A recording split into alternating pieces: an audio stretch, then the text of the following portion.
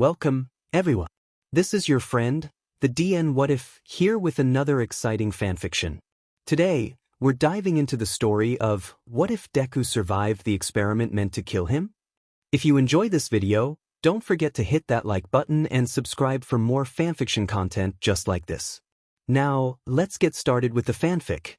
Friday, January 3rd, 2004 Mizudafu, border between industrial sectors and lower-class habitation areas.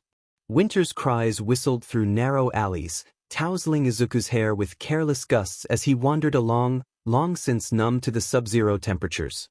For the third or fourth time, he regretted not bringing a jumper with him when he fled the house.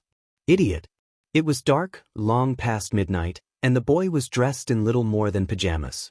Truth be told, small details such as a coat and shoes had been a little low on his list of priorities when he's escaped through the window over half an hour ago. As his leaden feet tripped over yet another raised slab, numb to sensation and about as useful as two crumbling bricks tied to the end of his legs, Izuku mourned that particularly poor decision. Inko followed 2 steps behind, as always. She was clearer tonight, her feet more strongly in this world than usual, likely out of concern for him. He appreciated it, just as much as he appreciated her distance. They'd danced through this charade more than enough times over the years. She knew better than to push him by now. Ghosts of hands whispered over his skin, squeezing and pressing in memory of shame, and Izuku shuddered. Focus on the cold. It was sound enough logic. Your nerves can't remind you of events past when they've been frozen out of commission. Your mind can't spiral over an awful situation if it's so fogged by exhaustion that it can only just remember how walking works. A tugging in his chest refocused his wandering mind, and Izuku paused in his half-hearted shamble, frowning slightly. There's someone ahead, he murmured, for Inko's ears as much as his own.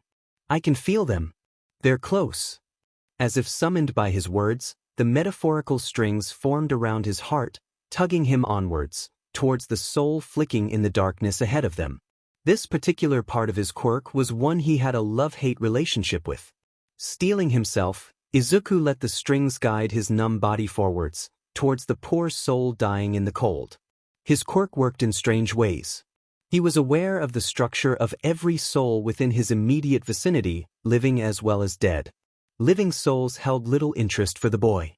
Izuku had messed with more than one living soul in his lifetime, but he had long since swore to never even consider the matter ever again. One long day of regrets, never to be repeated. Dead and dying souls held far more interest for the boy, far more sway over his impulses. The woman was hard to spot at first. She was wrapped up tight, with a hat and a coat and thick trousers, a scarf pulled up around her face as she curled against a dumpster, evidently hoping for some meager protection against the wind. On a night like this though, where the wind cut in 100 directions and burrowed beneath even the thickest layers, she didn't stand a chance. Izuku drew closer, careful to relax his posture as much as he dared, unsure how much awareness the woman would retain this close to death. That she was close was undeniable. Her soul stirred around her body, fuzzing the edges and wavering, ready to detach entirely. Auras, visible only to Izuku's eye, flickered fitfully over her skin, the spirit within struggling to stay hooked to its own flesh. The sight never failed to chill Izuku's heart, wrapping him in threads of melancholy as he watched nature take her course. Once he was within arm's reach, Izuku dropped to a crouch, ignoring the cold for the moment in favor of providing whatever comfort he could in her last moments. The woman was little more than a girl herself, in her early 20s at most and thin as a rake. Wispy black hair danced around her head in the omnipresent breeze, but her sunken eyes, discolored skin and hollow cheeks presented health issues far deeper than hypothermia. Had Izuku owned a phone, or access to one, he may have tried to be the hero. He could have tried running for help, or getting her to a warm place, calling an ambulance to save her. Sometimes, though, you couldn't be that kind of hero. Sometimes you find a poor soul, lost and alone, and the best you can offer them is a guide into the darkness, a hand to hold as the night falls down. It wasn't heroic, Izuku knew that. He knew that what he did with people like the woman before him was barely a step above villainy, and yet he couldn't help himself. Letting them die alone in favor of fighting for the slimmest chance that they might pull through seemed wrong somehow. All Might would fight. He would never resort to this, would always strive to save the day, no matter the odds. Izuku had long since foregone pretending he was anything like All Might. Gulping away his nerves, the boy reached out a hand, holding the woman's shoulder gently as he inched forwards. She didn't move, and her breaths came shorter and faster with each passing moment. "Hey there," he murmured, unsure if she would be able to hear. Once she died, communication at the very least would become a little easier. "My name's Izuku. I don't know how you got out here. But I know you're probably cold, alone. Maybe a bit scared too." The vestiges of her soul flickered stronger, tendrils of bluish light reaching towards his hand. "I can make the pain go away," he murmured, shuffling forwards to cup her face. She was near freezing to the touch, body heat having long deserted her extremities. "You don't have to be alone this time. I'll be your guide." The woman sighed gently, stirring only enough to lean her head slightly further into his hand. "It's so cold." A murmur behind his ear, a young woman's voice distinctly not belonging to Inko. He probably wouldn't get much better in terms of consent. Bracing himself for the fallout, Izuku pulled with his quirk. The process, mercifully, was quick. The blue and silver light of the woman's soul swirled around his hand briefly, before shooting up his arm all at once and disappearing into his chest. The woman fell limp under his arms, her last few breaths coming in raspy bursts, a morbid sense of finality as her health decayed rapidly now that her soul had jumped ship. Unfortunately, Izuku had no opportunity to respect the body's final moments. With a strangled gasp, he fell backwards, struggling to control the sudden onslaught of a new consciousness under his skin. "What's going on?" cried the voice in his skull, near deafening as it drew frantically on his own energy reserves. "Where am I? What happened?" It always surprised him how quickly a consciousness could flip from almost nothing to relentless fury. Grimacing in concentration, Izuku curled up, fighting to soothe the newest inhabitant of his mind without allowing her complete control. It had happened once or twice, in the early days when he had no control over the quirk. He'd pull a soul in and lose control for days at a time while a stranger ran rampant with his body, feeding off his energy like a starving lion on a feast of cows. He had better control now, hadn't lost autonomy in years, but that didn't make the process of calming her down any easier. "Listen to me," he pleaded, conscious of Inko hovering only a few feet away. She would wait for his signal to intervene, which he was thankful for. "You were dying out here in the cold. I only wanted to spare you doing it alone. No.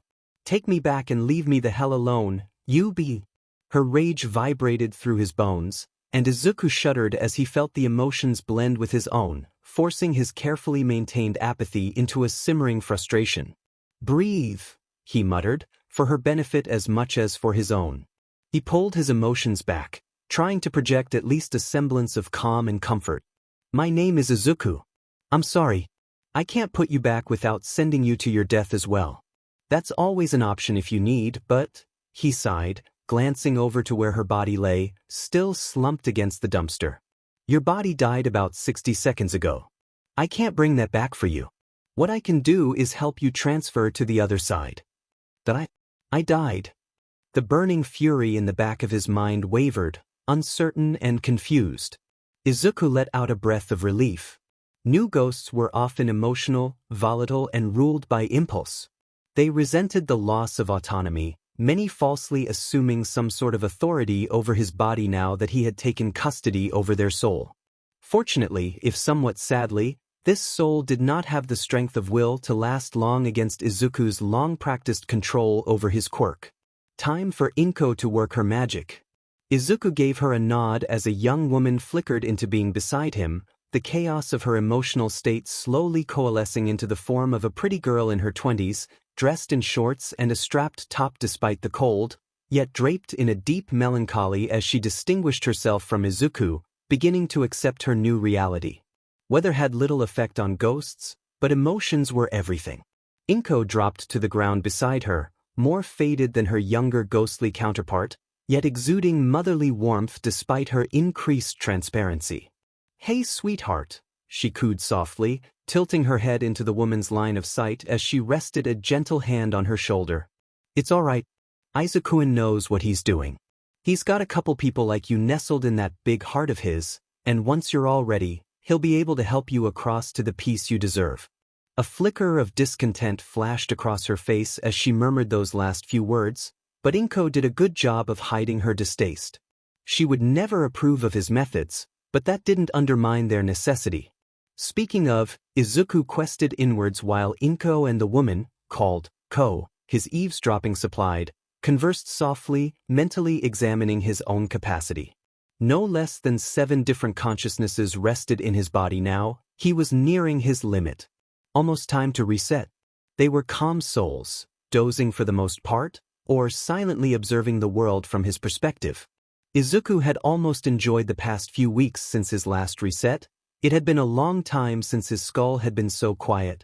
Still, there was an end time to all things. He'd gotten lucky recently with his soul findings. That wouldn't last forever. He couldn't afford to let his guard down, not even in his own mind.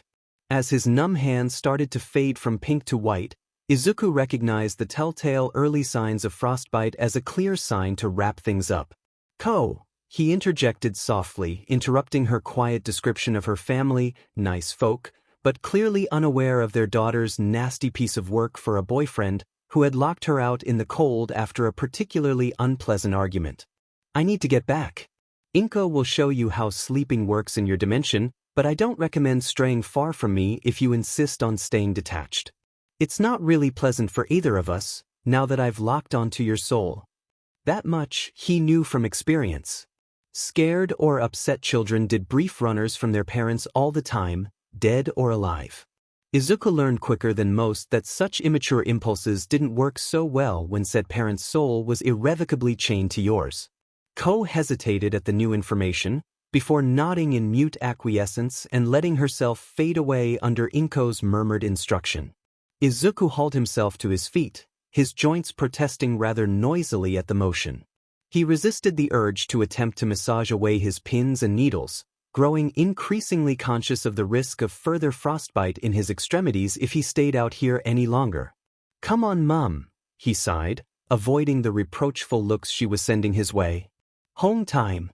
She wanted to tell him to go somewhere else. The words probably burned on her tongue, they certainly blazed behind her eyes when he made himself meet them, but wisely, his mother remained silent on her protests.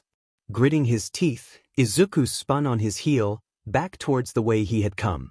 As his aching feet stumbled into motion, he forced himself into a hasty shamble. He had no desire to lose any fingers tonight. Why do you use the window to get into your own home?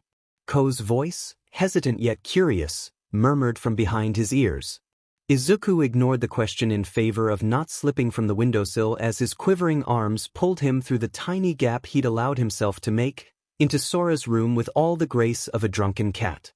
Her home was a small apartment halfway up one of Mizudafu's smaller tower blocks, standing a good 100 meters tall and making for a rather terrifying climb. The fire escape helped, but scaling windowsills 50 meters above the ground could make even the bravest men a bit dizzy. Izuku made no claims to the title of brave. They were in a more rundown area of the city, meaning he was unlikely to run into heroes wondering what the hell a kid was doing clambering around the wrong side of a building's walls. It also meant that at any moment his handhold could crumble under his feet and give way, sending him hurtling to his death in a matter of seconds. As he straightened up, his heart finally stuttering back into its usual rhythm now that his death was a little less imminent, a more familiar voice sounded through his skull in response to Ko.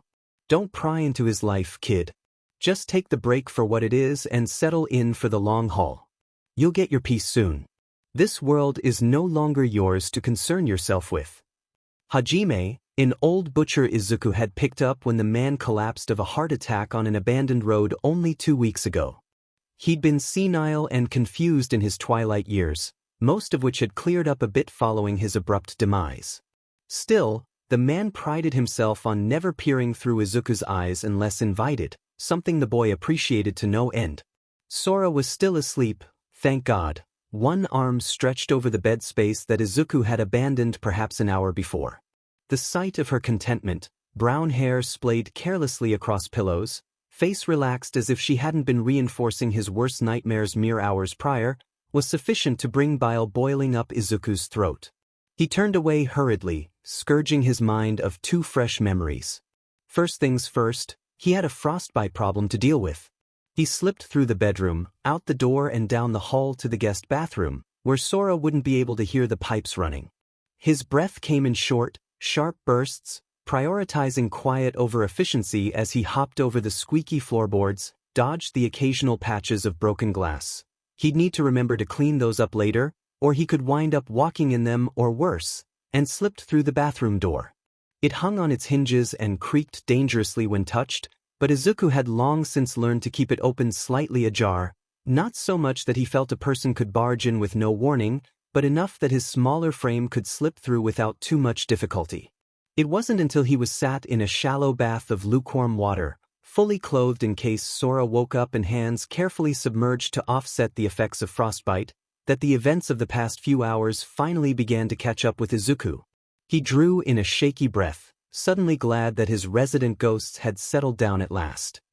One hand cupped his jaw, the other holding his hip as Sora pressed him into the wall, breath coming warm and damp against his face as she hovered over him, like a lioness over prey, helpless to her whims. "Izuku," she cooed, a sickly smile decorating her face, dark eyes holding his even as he ached to turn away. "What did I tell you about avoiding me? You're not backing out of our agreement now, are you?" He swallowed hard, barely conscious of the burning in his hands as they began to thaw, his reality swimming with recent memory in a sickening haze, thickening with every second that passed with his mind left too idle. "Not now," he muttered, squeezing his eyes shut. "Come on, Izuku, pull yourself together." He needed an outlet, something else to focus on, and fast. With automated movements, his breaths coming in faster as hazy flashbacks flitted behind his eyelids, Izuku groped through his pockets, searching for that little bit of metal that could set his nightmares free, banishing them to the corners of reality with stinging lines and beads of red. He left the bathwater pink, hands trembling as he taped loose tissues around his biceps. The tiny blade was returned to his inside pocket, its purpose complete. The world was sharper now to Izuku's eyes. His heart rate calmed as he assessed his options with cold logic. Sora expected him to stay. She would be upset if he slept elsewhere, especially after she caught him staying out late one too many times this week. It'd be okay. He could stay in bed with her. She never did anything in the mornings, anyway. At least, never anything like that. He rubbed his arms, letting the flaring pain redirect his thoughts away from Sora's jerpingy hands and towards the exhaustion embedded in his bones. He could tolerate her proximity until the woman woke up again in 3 to 4 hours. Then he'd make her breakfast, an apology of sorts for his recent avoidance, and a less obvious bribe for her to overlook future shortcomings. He'd let her fuss and pretend to love him, he'd play along and smile as if everything was okay. He'd keep her happy until he waved her off to work, the picture of a grateful roommate. Then he could sleep. Looking in the mirror, Izuku let out a long breath. How she could tolerate, let alone desire, a face like his was something he'd never quite understand. At 14 years old, he was short and still soft-featured, something that never quite abandoned him no matter how much weight he lost. His cheekbones and eye sockets were hollow and shadowed, tendons standing in stark contrast on his neck, clearly connected to his collarbones and shoulders. Izuku was all lines and dark shadows, anxiety laying its mark in the set of his shoulder blades, depression haunting his eyes and slowing his movements.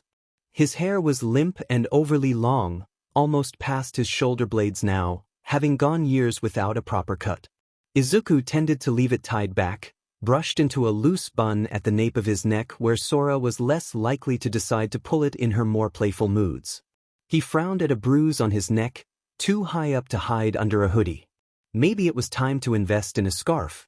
His friend at the library always got a bit funny when Izuku showed up scraped or bruised, even when the marks were more innocuously placed like this one.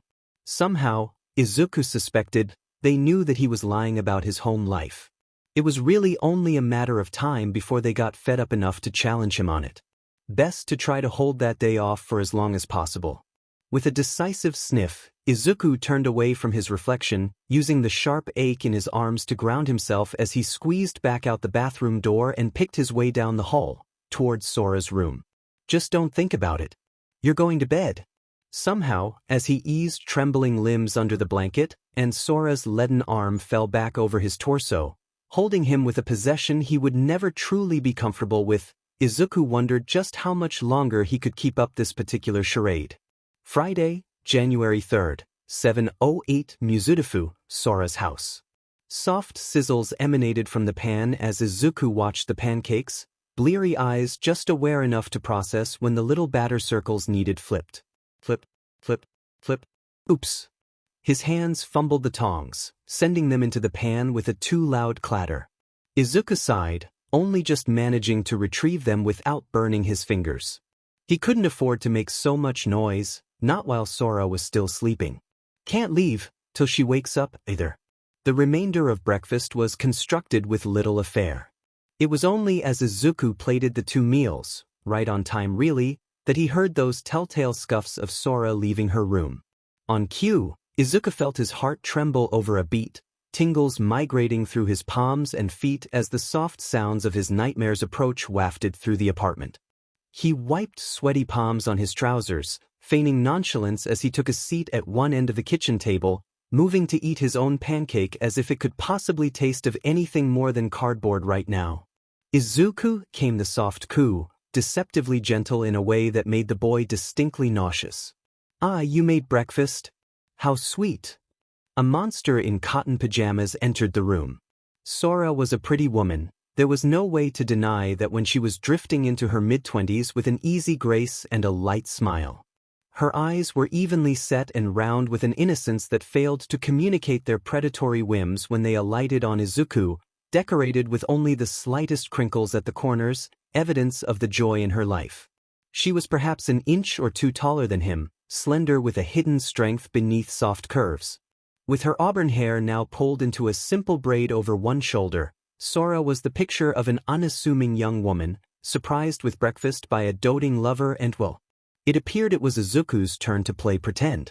"Heya Sora," he replied, painting a smile onto his face, tilting his head slightly to convey that careful contentment that kept him safe in her presence, not too demanding, not too enthusiastic, a gentle picture of everything she wanted. "Did you sleep well?" His arms pulsed, aching with a steady reminder of his duties here. "Oh, just wonderfully. You really must stop getting home so late." The words were punctuated by elongated eye contact, the underlying message all too clear in how her smile dropped for that half-second as she took her seat. Izuku felt his smile twist slightly and ducked his head quickly to hide it, hoping the humiliation rising red in his cheeks could be disguised as a more playful embarrassment in this context. "Yeah, sorry about that. I tend to lose track of time at the library, but I'll try to get home earlier from now on." Sora cut a slice from her pancake, swallowing the morsel in a delicate bite as her eyes sparkled in concealed malice. "Be sure that you do. You're not a child. I shouldn't have to place a curfew just to be able to see you in the evenings." Swallowing back the protest that soured the back of his throat, Izuku merely nodded in confirmation. Sora was right. He wasn't a child. He wasn't some innocent victim entrapped by a predator disguised as a lonely young woman. Midoriya Izuku was a villain, hiding from the crimes of his childhood in the arms of the only person who would take him in. It didn't matter if he didn't like her conditions. Rent was rent, and as much as Izuku hated it, he deserved worse than prison and would never survive alone on the streets. This was his only option. With those sentiments rattling through his skull, Izuku forced another few bites of pancake down his throat, before carefully wrapping the meal in a few napkins for later. His library friend probably wouldn't mind a bite. "Library?" Sora chirped as he gathered together his bags, punctuating the query with another bite from her pancake. At Izuku's nod, she flashed a cheeky grin, eyes sparkling as if this were nothing more than a little game. "Give us a kiss before you go." To her, it probably was. Swallowing down the acid boiling in his gut, Izuku forced his face into the picture of an easy smile, gliding across to the woman in 3 leaden steps. "Play along now. Keep her happy." He left the apartment block at a near run, hastily scrubbing his mind clean of recent memories. Avoidance was the key to survival in this life, he'd found. Nothing could hurt you if it wasn't happening, so long as you could keep it from replaying in your skull. That was always the hardest part. Practice makes perfect, Izuku muttered to himself, releasing a shaky breath as his favorite building wandered into view, shining at the end of the warren of alleys he was currently traversing. A young woman fell into step beside him, dressed in a summer dress in ignorance of the morning frost. Practice for what? Ko asked, lacing her hands behind her back as she examined the buildings crowding them on either side. Scowling faintly, Izuku dug his trembling hands deep into his armpits, envious of the ghost's defense against January's chill. He'd put that jumper on this time around, but it made little difference in his comfort. Tendrils of ice seemed to seep through every pore, soaking through the soles of his feet even as it tickled his lungs, sending puffs of condensation out his mouth with every sharp breath. Nothing you need to worry about. She seemed unhappy with his answer, her features pressing into a frown, but fortunately thought better of pushing him on the matter. Your mother isn't happy, she said instead, already beginning to fade from reality. She wanted me to let you know that she refuses to be present in that house. Her hands rose to form quick quotation marks around the words, a puzzled look creasing her forehead, anymore. She won't let any of us out either. Near tore me to shreds when I tried peeking this morning. She can be dead scary when she wants to be, you know. Guilt squeezed briefly at Izuku's heart. He had always hated making Mum upset. I assume that all means something to you, Ko continued, voice holding strong despite how sun rays pierced right through her body now. Her mirage-like appearance faded to translucence as Izuku drew near the library doors, voice moving to an echo behind his ears as he faced that dusty little building. I don't know what's going on, Izuku, and I recognize that it's none of my business. Just be careful, okay? You're a good kid, don't get lost out there. He had a feeling that she wasn't talking about his directional sense. The library had stood in this area of Mizudafu for nearly 400 years, defying every natural and quirk disaster that had tried to tear it down. The concrete and timber structure stood proud in the soft morning sunlight, its front shadowed by the rising sun. Gentle orange lights shone through the windows, oozing warmth in harsh juxtaposition to the freezing gale blowing outside. Through one such window, Izuku could see the hazy blur of a purple head of hair hunched over one of the corner desks, surrounded by equally blurry cubic blobs, no doubt a mountain of books that the deluded schoolchild thought he could burn through in a single morning. A smile bloomed on his face, a real one, soft and small after the grotesque approximation his face had held all morning. Someone's eager, his mind chirruped, warmth blooming in his chest at the sight of his friend. Wasting no more time, Izuku pulled the door open and rushed inside to greet the other boy. Shinso Hitoshi was a slender child. When standing he towered a full head above Izuku, yet he was gangly in a way that rivaled even Izuku's narrow frame, his face gaunt and eyes shadowed as they roved in near feverish intensity over one of the many pages scattered over his table. His posture spoke of one beaten down by the world, and Izuku had the distinct sense that his friend had not risen early to be here on this particular morning. As eyes too sharp, too dry to have slept within the past 18 hours, rose to meet Izuku's own, that sense cemented itself in his mind. Pulling all-nighters again? He asked in lieu of a formal greeting, poking the other boy's cheek when no clear response was forthcoming. Izuku slid easily into his spot opposite his friend, moving to mess the other's hair with a teasing smirk. Batting his hand away, Shinso offered a tired grin in turn. You know me, Mito. Once an insomniac, always an insomniac. Red, angry lines over his cheeks spoke of another story, one which Izuku knew better than to comment on. As Shinsu's eyes slid below his, landing on the bruise smeared across Izuku's neck, he felt their truce grow taut in a second. I forgot the Dmed scarf. His grin grew strained, the silence stretching in their cautious standoff. Well, I could always blame an overeager girlfriend, wouldn't be the first time. Somehow, Shinso never seemed to believe those stories. Maybe because Izuku could never give evidence for said girlfriend. Small details would be the undoing of him one of these days. I won't ask if you don't, A twisted mockery of a smirk wandered across Shinsu's face, his eyes a little too knowing as Izuku's rose to meet them. "Good to see you're catching on," he murmured in response, letting a tiny knot of tension unwind from his back. Since he'd first found himself sat across from the taller boy 6 months ago, Izuku and Shinso had dodged around their individual situations like wild strays circling in conflicting territories, batting at one another and retreating at random intervals, before pretending as if nothing were amiss a moment later. This exchange had been short and simple, but it cleared the air in a way that Izuku was infinitely grateful for. Glad to put the most awkward topic behind them, Izuku pulled his bag onto the bench beside him, setting up his battered little computer and school books with practiced familiarity. "When are you leaving for school?"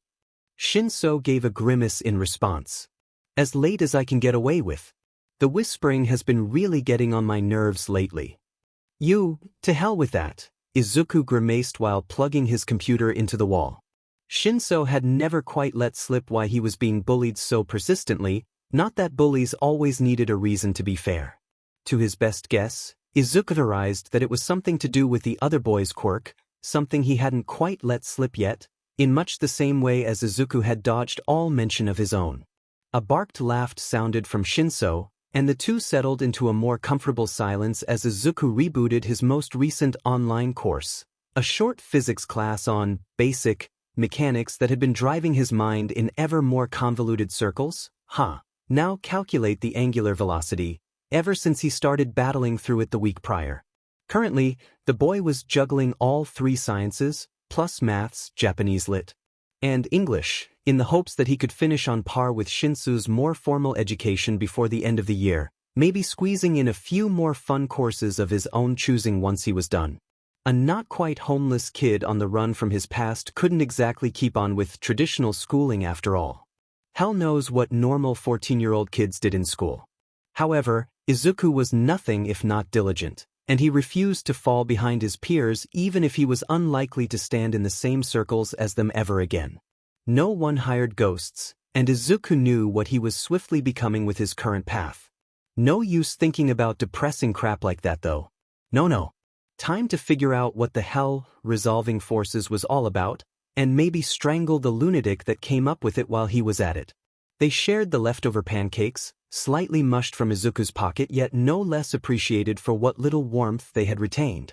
Shinso took his leave at some point while Izuku was battling through yet another force diagram, just about ready to stab every last triangle in his book by the time the library clock struck 10:30, signaling the approach of one of his most favorite people in the world. The gentle rumble and clack of a tea trolley, heralded by wafts of ginger and lavender perfume, signaled Aya-san's approach, and Izuku was all too glad of the excuse to throw down his pen. "I think maybe it's time to do something less triangular," murmured a strained-sounding Ko from behind his ear. "You read my mind," breathed Izuku in response, careful to keep his voice pitched so that no one else would pick up on it. With luck, any muttered conversations would be marked as his more characteristic mumbles by anyone close enough to be disturbed by the sound. Luckily for us, Aya-san's making her tea rounds now. She rounded a corner, and Izuku let a real grin spread across his face, drawn out by the grandmotherly aura emanating from the older woman. Aya-san was almost painfully small, well into her 70s and near hidden by the trolley she insisted on manning entirely solo. In spite of that, she was eternally energetic, a minor strength enhancement quirk doing wonders for her physical abilities even as her age drew on. Short white curls fluttered around her skull as she darted from person to person, handing out tea and biscuits alike with murmured pleasantries and warm conversations. "Now, young Midoriya-kun," she paused beside him, sharp brown eyes making a cursory glance over his work. "Still hard at it, I see? You'll be wanting tea with all those sums going through that big brain of yours, huh?" "Yes please," Izuku smiled, aware of how Ko flickered into existence in Shinsu's vacated seat, his mother tucked into her side, offering Aya-san a warm smile in spite of it going unseen. "Cookie?" His eager nod was enough for the old woman. "Thank you, Aya-san." "You're very welcome, young man. Be sure to take a break every now and then. You're working awful hard." "Of course, Aya-san." It was only a little bit of a lie. Taking breaks meant pausing, and when he paused he risked thinking too much, and well, always best to avoid such things. Inko's smile lingered as Ayasen sped away, her own cup of tea inexplicably manifested in her hands as she looked over Izuku's work, very little trace of the upset that Ko had warned him of in her frame. When she met his eyes though, that's where Izuku found it, in a broiling sea of unnamed emotions. He looked away first. How did you? Ko was studying the cup in Inko's hands, her own cupped as if in expectation of their own mug, yet uncomprehending of how to manifest such a thing. Izuku was little help, having long since given up on understanding his mother's more ghostly range of skills. It's the memory of it, Inko murmured, her sad eyes releasing Izuku to give Ko her fuller attention. It's like a game of pretend, remembering when you had the drink in the past and letting that reality bleed into the present. Oh, if only such things worked for the living. Izuku picked up his own mug, cradling the cheap ceramic carefully as he took long sips from the sweet drink. 3 sugars and too much milk, just as Aya-san knew he liked. Izuku. Here it comes. Yeah. He very determinedly did not look at her, pitching his voice at a mumble so as to not disturb the other library users. How long is this going to continue? Her voice crackled with loosely held emotion, and Izuku felt guilt squeeze his lungs as his mother began to cry. I don't know what to do with you. That which is hurting you every single day, and you still go back to her. I can't keep watching you tear yourself to pieces like that. She hiccuped then, and Izuku glanced up just in time to see Ko wrap Inko in a hug, her face unreadable in the face of his mother's emotion. Do you remember? Izuku began, so softly, so carefully picking out the words that would make her understand, would make her stop mourning the soul he'd long since let slip through his unworthy fingers. Do you remember all that time ago when I left home for the last time? Izuku, oh my baby boy. The light of his world fell to her knees, arms wide and welcoming. Where have you been? It been days, she sobbed. I remember, she whispered, and how could she not? Izuku stood at the entrance to their home, uncertain, afraid. His skin itched, burning where the doctor had made his many cuts, tingling in memory of 100 needles and wires that had pinched and filled his body with strange medicines. A fog had settled over his brain in those days, dulling his emotions and twisting his memories. It had hurt, he knew that much. Izuku. Still crouched, his mum reached out towards him tentatively, almost fearfully. You didn't know back then what he did to me, Izuku continued, studying his tea. You still don't, not really. I couldn't bear to hurt you, not with the details. The boy couldn't bear it anymore. With a choked sob, he ran forwards, intending to cling to Inko and never, ever let go again. No quirk was worth that suffering. His chest tugged with intention, and Izuku embraced the sensation. He would never be apart from his mother again. Never. Her arms fell loosely around him, and Izuku buried his face in the warmth of her body, weeping without restraint. I was so scared, Mum, he whispered, holding her tighter as memories threatened to overwhelm his fragile defenses. So scared. It hurt so much. You can't ever leave me again. Never. Why weren't you there? Why did you let him take me? I was scared too, he murmured, in mimicry of memory. I still am. I don't know how you forgave me. It was my fault. You couldn't have known what you were doing, sweetie. That doctor did terrible things to you. It's no wonder you had no control. Anger flared at her words. Izuku was getting sick of her excuses for him. I knew enough, he snapped, green eyes flashing as they met hers. I knew that I could kill others, force their souls from their bodies like it was nothing. I murdered 10 people when I ran from his facility, and I don't even know if they were part of it. The tears came then, and Izuku batted away Inko's attempt to comfort, too afraid of the horror that must be in her gaze as he buried his head in the crook of his elbow. The memories were hazy now, after 6 years on the run, but the facts, the numbers, they'd always stayed with him. Maybe, when he matured, he would recognize the cruelty of his accusations. He would understand that Inko would never willingly leave her only child, not even under pain of death. Alas, the mind of an 8-year-old is not so logically inclined. As Inko's silence stretched onwards, Izuku felt a deeper grief settle into his bones. He sat there for almost an hour, sobbing in the gentle arms of his mother. "I'm so sorry, Izuku," a voice whispered, so faint, too faint, behind his ear, where no voice should be. "I'm a murderer," he whispered, hands twisting in his hair. "I killed you. I killed those people at the lab. Technically I've killed all those hundreds of souls I've been ferrying across to the afterlife." His lungs spasmed, sobs threatening to choke him up as 6 years of self-hatred washed through his mind. "Izuku," Inko's voice warbled slightly, her breath coming in long, trembling bursts. Izuku didn't look up, refused to face those big green eyes. They'd undo him, and he wasn't quite ready to have a full-blown meltdown in the middle of a public library. "I, frankly, don't care who you kill. I know you. You are the farthest thing from a bad person. As for the past few years, you are saving those poor souls, and don't you dare insult Ko and all those others sheltering in your heart by trying to claim otherwise. I forgave you a long time ago for that day, but what I can't forgive is how you insist on destroying yourself for no reason dash." "I have a demed reason," Izuku hissed, staring at his hands, clenched and shaking on the table before him. He would have to be more mindful of his volume. Some of the more nearby library users were starting to give him concerned looks. "You're my mother, of course you forgave me. I don't get how, but I understand why, despite everything. That's why you can't understand. I deserve this. I deserve so much worse than this, but I'm too afraid to own up to my own sins and hand myself in. So this is my punishment, my purgatory." He met her eyes then, and felt a tiny chip of his own resolve chip away at the pain swimming in them. "I don't have anywhere else to go," he whispered, despair leaking into his voice. "Her house is better than none at all." Ko, almost forgotten in the heat of their argument, cleared her throat. "I'm the interloper here, so I'm sorry to intrude."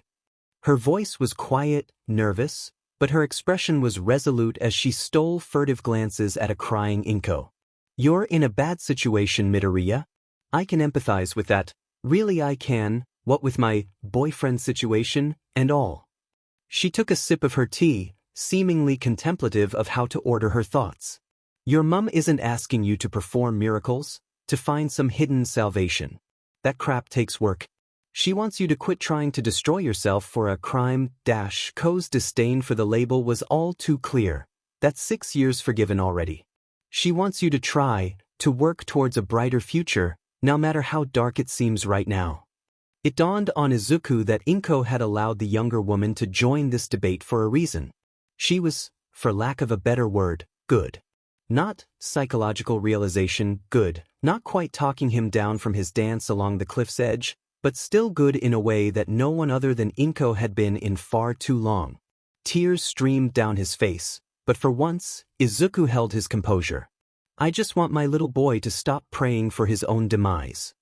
Inko reached across to grasp his hand, and this time, Izuku let her. "I want you to have dreams again, to strive for a better future than the one this world assigned you at birth. You have a good friend in that Shinso boy, nurture that please. Try to live, rather than just exist." Her hand wasn't warm against his. It was soft like swirling steam, yet cold in a way only a ghost could accomplish. Izuku met her eyes, so gentle, so loving, unconditionally revering him in spite of his crimes. His walls, so carefully constructed from self-hatred, from pain and memories of the doctor, began to tremble. "For me," Inko whispered, a shaky smile, wide and true to the Midoriya name, sprawling across her face. The walls crumbled. For once, Izuku decided not to feel guilty about it. 1612 Mizudafu, local library in a lower-class habitation sector. Izuku was woken from his brief nap by Shinsu's return, the soft impact of his friend's bag settling on the ground enough to stir him from an uneasy slumber.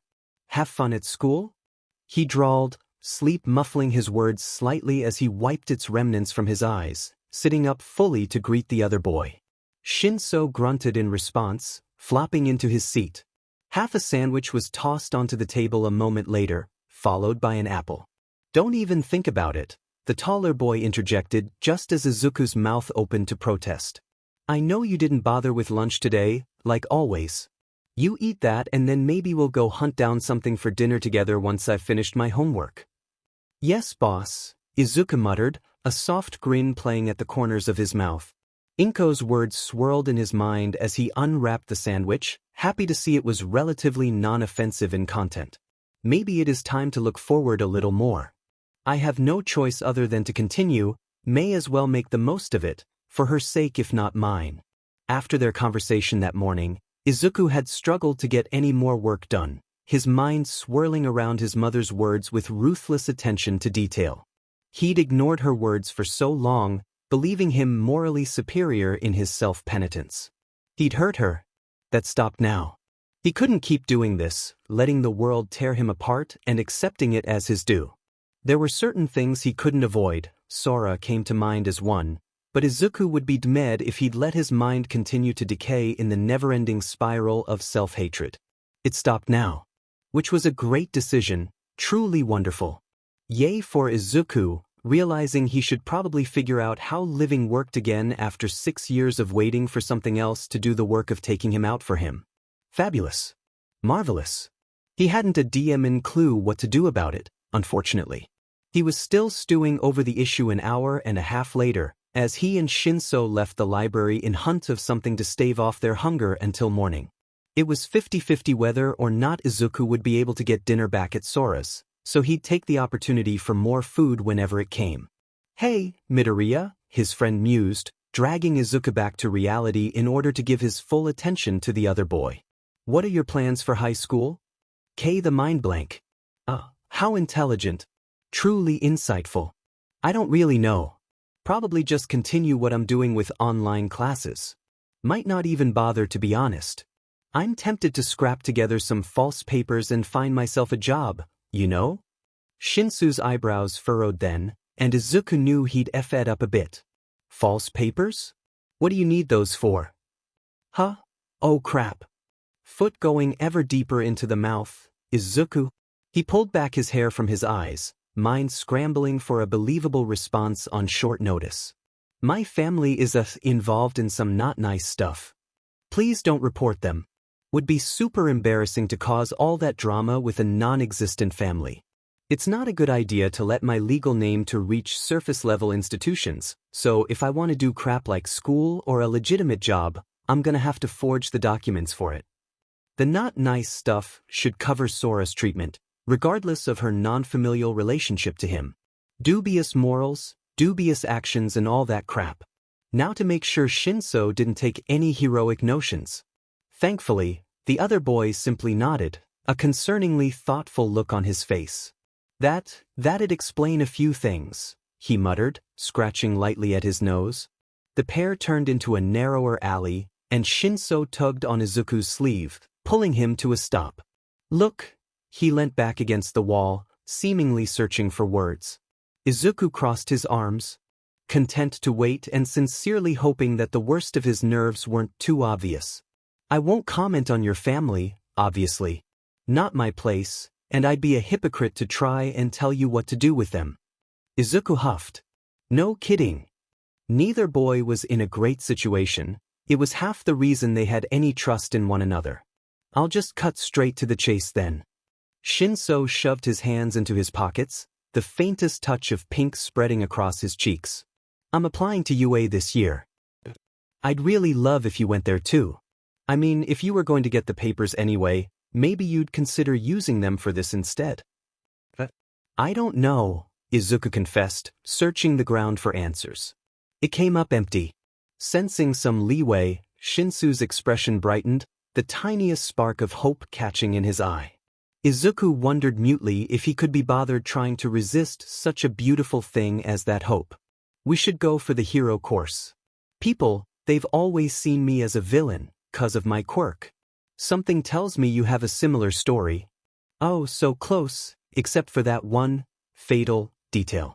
I am the villain, even if he isn't. Don't leap to conclusions, Izuku murmured, watching the other boy from the side of his eye. We are similar, yes, but my quirk situation is a little bit different. He sighed, head dropping low as a deep longing wrapped fragile tendrils about his lungs. I always did want to be a hero though, no matter how impossible that dream became. The confession hurt, but Izuku could see no point in lying about it. How about a trade? His friend offered, and Izuku's head darted upwards, meeting the boy's eyes and finding nothing but open sincerity hidden within. I tell you my quirk, you tell me yours? If either of us decides that it's a deal-breaker, we end this now, go our separate ways. However, if we find no fault, if we can find even one reason why the other could be a hero, we bite the bullet and apply to the course together. A slender hand broached the distance between them, and Izuku regarded it with quickly mounting dread. I'm about to lose my only friend, aren't I? Yet his mother's words echoed through his skull, warmth swarming in their wake. You have a good friend in that Shinso boy, nurture that please. Try to live, rather than just exist. Weren't some things worth the risk? Wasn't Shinso a good friend? Inko had never truly led him astray before. She could have seen something that Izuku hadn't. He didn't give himself time to second-guess the decision. His hand darted out after a moment's hesitation, grabbing Shinso's firmly and clinging on as if he'd never let go. His friend's face, originally tight with apprehension and barely restrained hope, transformed into nervous relief, the slightest huff of laughter escaping his lips. Good, I was worried you'd say no for a second there, he said, a twisted smirk pulling at one cheek. You and me both, Shinso. I'm just running with it at this stage. A moment's hesitation. Shinso's warm, soft, gentle hand withdrew, moving up to cup the back of his neck as nerves flashed across his face. Izuku felt similar butterflies begin to boil in his stomach, apprehension tightening its grip on his throat sufficiently that he doubted he'd be able to speak by the time his turn came. Brainwashing, the taller boy blurted at last, wincing as the word left his lips as if he expected to be struck for its intrusion. That's my quirk, I mean. If you answer one of my questions, I can pull you into a trance of sorts and make you follow my orders. Is that all? A part of Izuku wondered. So much fuss over a glorified hypnosis quirk? His silence stretched a beat too long, the hope in Shinso's eyes beginning to shudder, his expression starting to close off even as Izuku's mouth opened. I hope you understand that your quirk is literally perfect for heroics, came the words the other boy needed to hear, and Izuku watched as a little something snapped inside his friend at the statement. Regret and shame transformed to a stunned silence, and a part of Izuku mourned the self-esteem that Shinso had so clearly been robbed of all his life.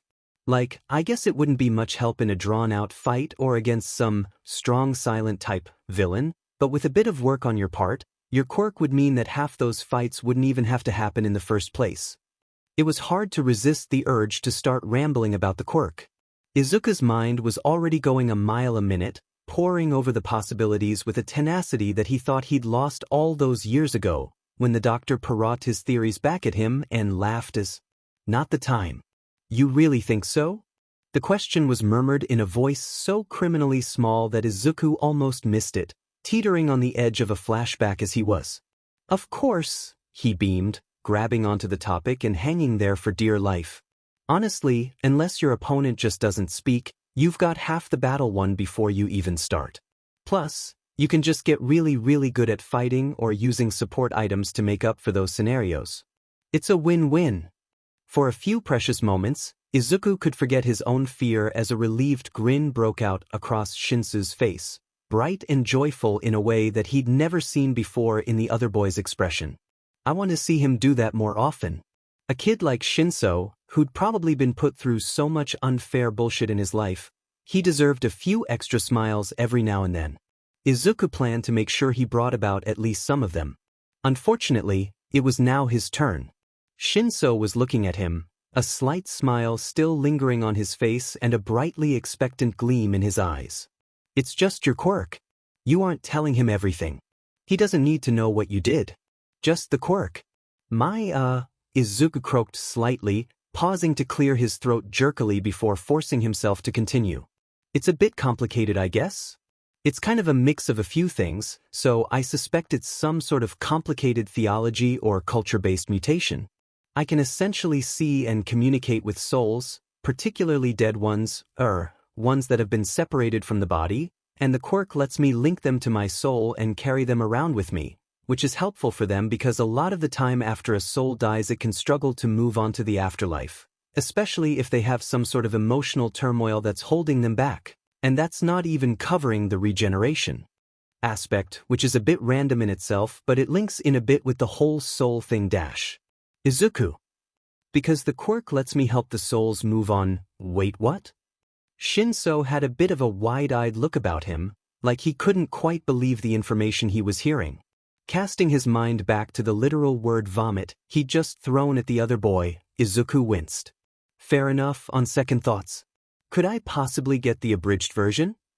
Izuku's overeager nodding seemed to release a great deal of tension in the other's shoulders, relief all too apparent in his expression. As fascinating as your rambles are, they're a bit easier to understand when I have at least half an idea of the base topic. He didn't call me creepy. That was a score above Sora. She didn't even pretend to tolerate his tangents, shutting him down nearly as soon as he got started sometimes. He really was annoying, wasn't he? Abridged version, right? Izuku nodded to himself, trying and failing to force his thoughts into a semblance of order. Here goes nothing. The quirk is complicated. I can communicate with people's souls, even after they die. I can attach their souls to my own, which lets me guide them to the afterlife. The exact mechanics of how that all worked weren't that important, not for Shinso anyway. It'd only creep him out. A brief pause, then, you mentioned regeneration? What did you mean by that? He actually listened back then? Ah. The downsides of an attentive listener. Racking his brain for a suitable excuse, Izuku chuckled nervously. The excess energy from stored souls acts as a bit of a healing agent, he hedged, hoping Shinso wouldn't need too many details. Trust the guy of so few words to be curious about this of all things. It comes in handy from time to time, but there's a bit of a delay, so it's not too obvious unless you're paying attention. Mercifully, Shinso seemed to sense the sensitivity of the topic, similar to his own quirk, and chose not to press any further. So, a smirk tugged at his cheek, and the taller boy tilted his head almost playfully. Now that's out of the way, I think we had a deal going on here. For one, I have no issue with your quirk. Soul snatching sounds a bit mindfucky, but who am I to comment? Soul snatching? The squawk was a little embarrassing, but Izuku personally felt it was called for. His outrage elicited little more than a deep chuckle from his friend, who relaxed in that moment, leaning more fluidly now against his wall of the alleyway. Oh yeah, I'll brainwash all the baddies and you can steal their souls while they're not looking. We'll be the ultimate hero duo, Mind F and Soul Thief. I can see it now. A faux wistful look flashed over Shinsu's face, and he passed his arm in an overly theatrical arc over his head, eyes glinting with amusement. Despite himself, Izuku fell into the joke, his own grin tugging at stubborn cheeks as he giggled at the concept. Right? Sounds totally legal and ethical. We'll make a blast in the heroics industry. Amen, right we will. Somehow, in the fading light of that winter's evening, with the cold air swirling lazily about them and the scent of mildew and oil in the air, their plan fell into place. Echoes of distant villains and barking dogs clattered about them, and the two boys made a pact, like many children of the time. They would become heroes, together, no matter what the world tried to say to oppose it. They would have each other's backs. Nothing would stand in their way, eyes shining and hearts aimed at that lofty goal, far in the future. It glinted with a sheen of fool's gold, taunting the hopefuls' hearts with a pretense of attainability. There was a reason the world had turned against them. There were 1,000 invisible barriers in the way, ready to tear them to shreds at the first opportunity. And yet, that shining title beckoned. The teenagers were tempted, unable to resist the call of a child's wistful dream, unwilling to reject the taste of their desperate claim to goodness. This was a horrible, terrible idea. It was never going to work. It could only end in blood, in pain and tears, in shattered hope and broken hearts. For some strange reason, Izuku wanted to try anyway. Saturday, January 4th, 327 Mizudafu, border between industrial sectors and lower-class habitation areas.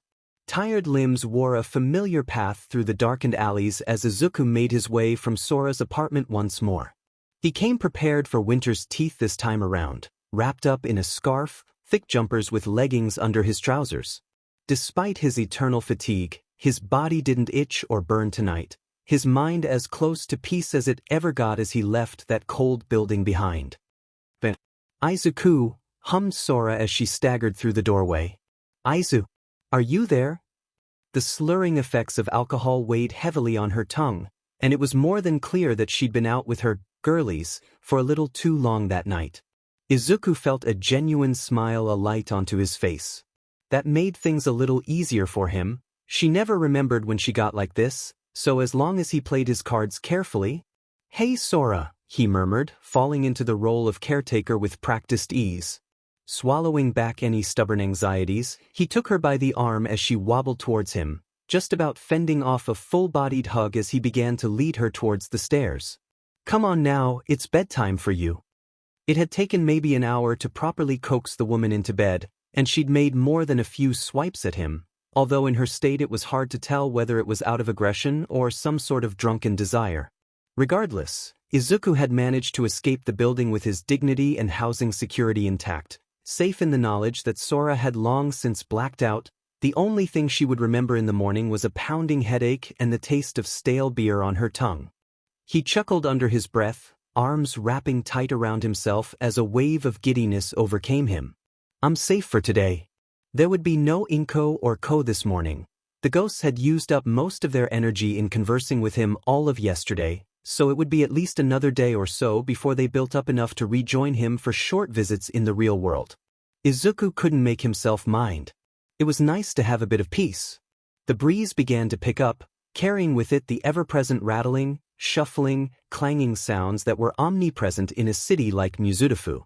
In response, Izuku shoved his hands a little deeper into his pockets, letting his legs wander freely through the well-known streets.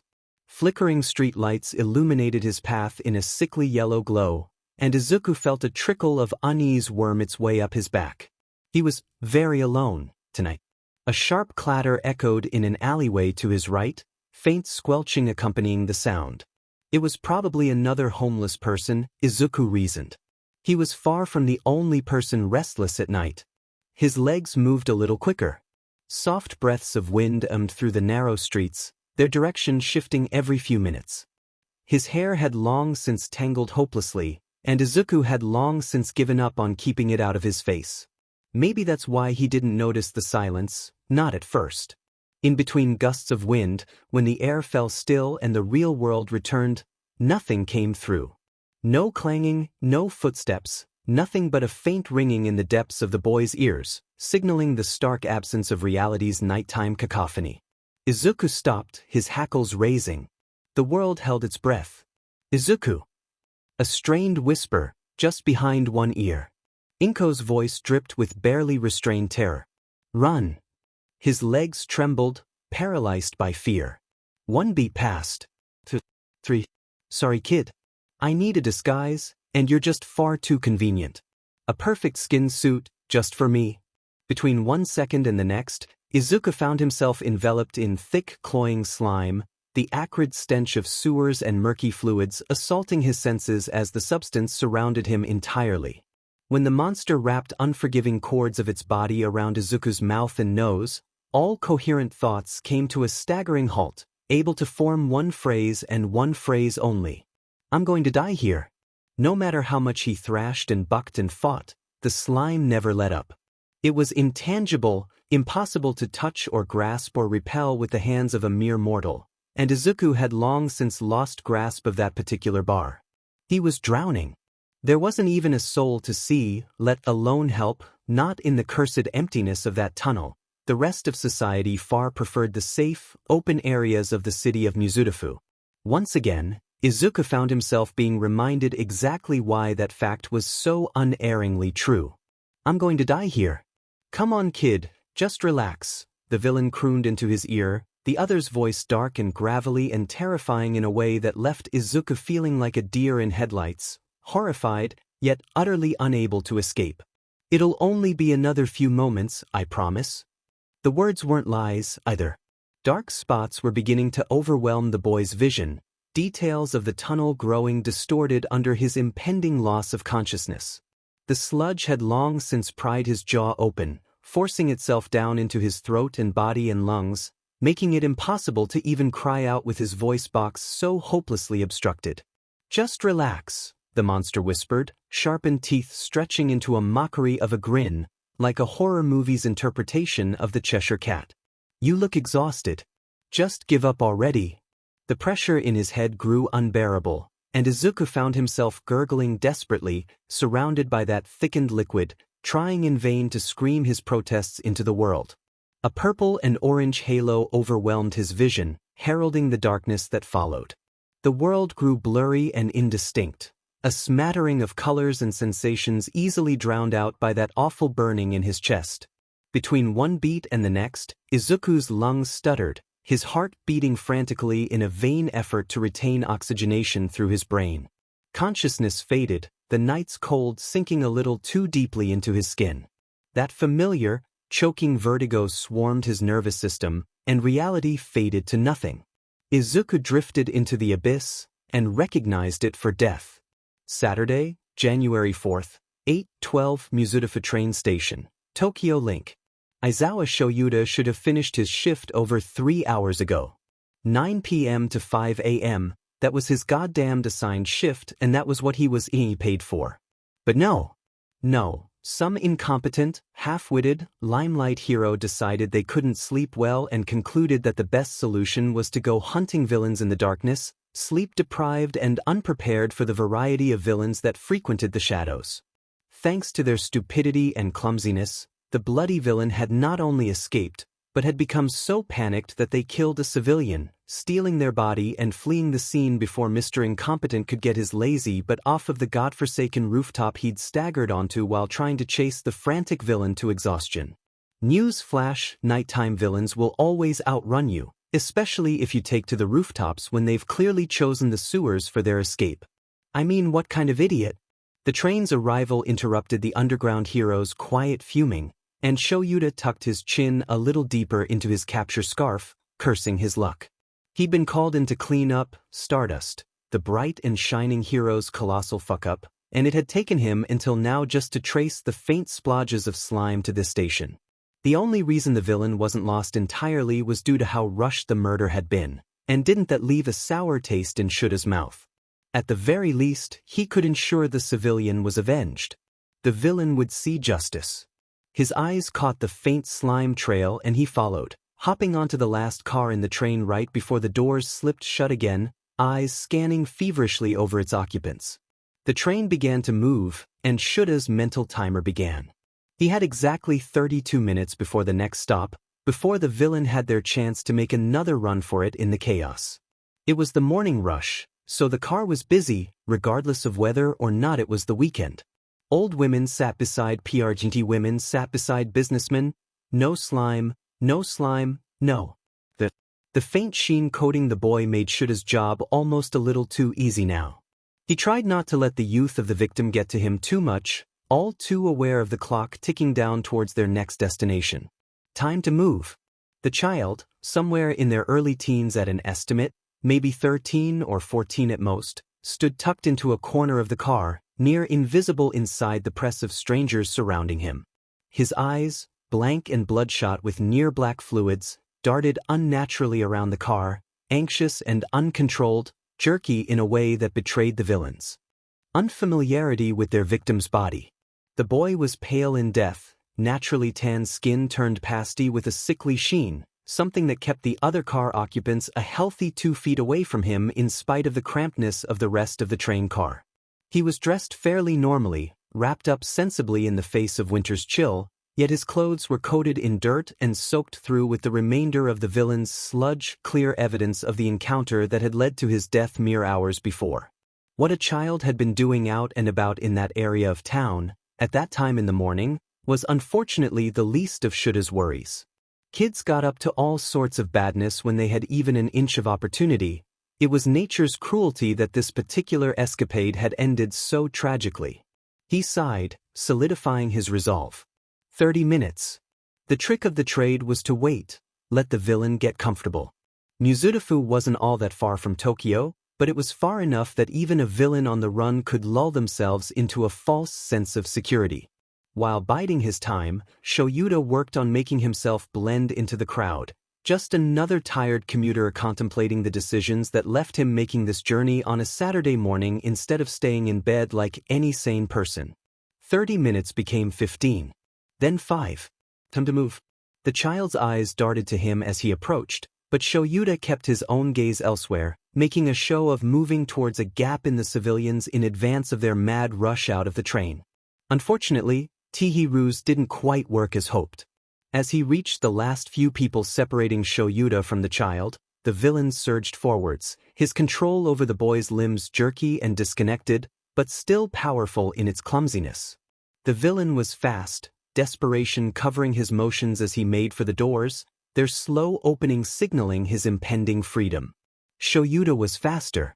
His capture scarf darted forwards, wrapping securely around the teenager's body as his quirk flared, crippling the villain's control inside of his stolen vessel before the other train occupants could really process what was going on.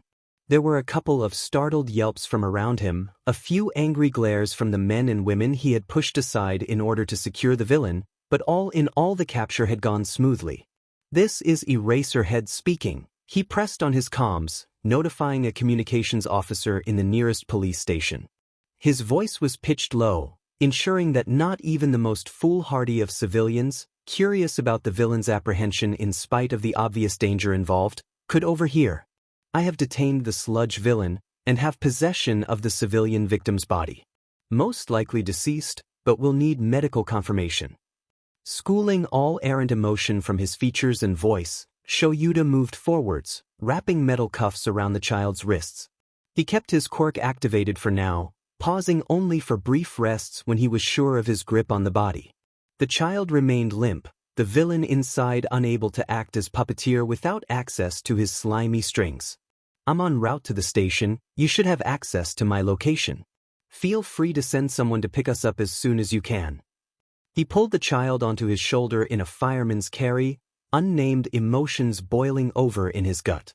The communications officer spoke briefly in his ear, but the hero didn't pay much mind to it. A child had died. He'd never been very good at handling that. Hisashi always accused him of hiding his soft spot for the younger generation and, at least in these cases, Shoyuta couldn't refute him. Memories of Oboro flickered behind his eyes. Shoyuta began to walk, exiting the train while fervently ignoring the tightness in his chest, grief rearing its ugly head once more. He had a villain to hand over, a child to bury, a family to inform, and a hero to metaphorically murder. No amount of overtime pay would cover this. Too bad he'd do it regardless. Darkness swirls in many shades. There's the deepest blacks, the darkest crevices of the mind, where thoughts of the long sleep lurk, where fear and paranoia fester, where dreams go to die and children learn the meaning of isolation.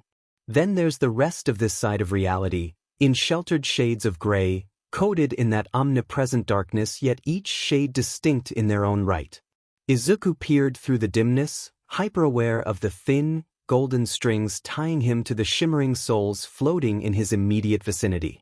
He hadn't planned for this. He wasn't at capacity yet, he didn't need to flush out his occupants for at least another week or so. And yet, here he was. In which case, there was no time like the present for a bit of a tidy, not when the opportunity was being forced upon him regardless.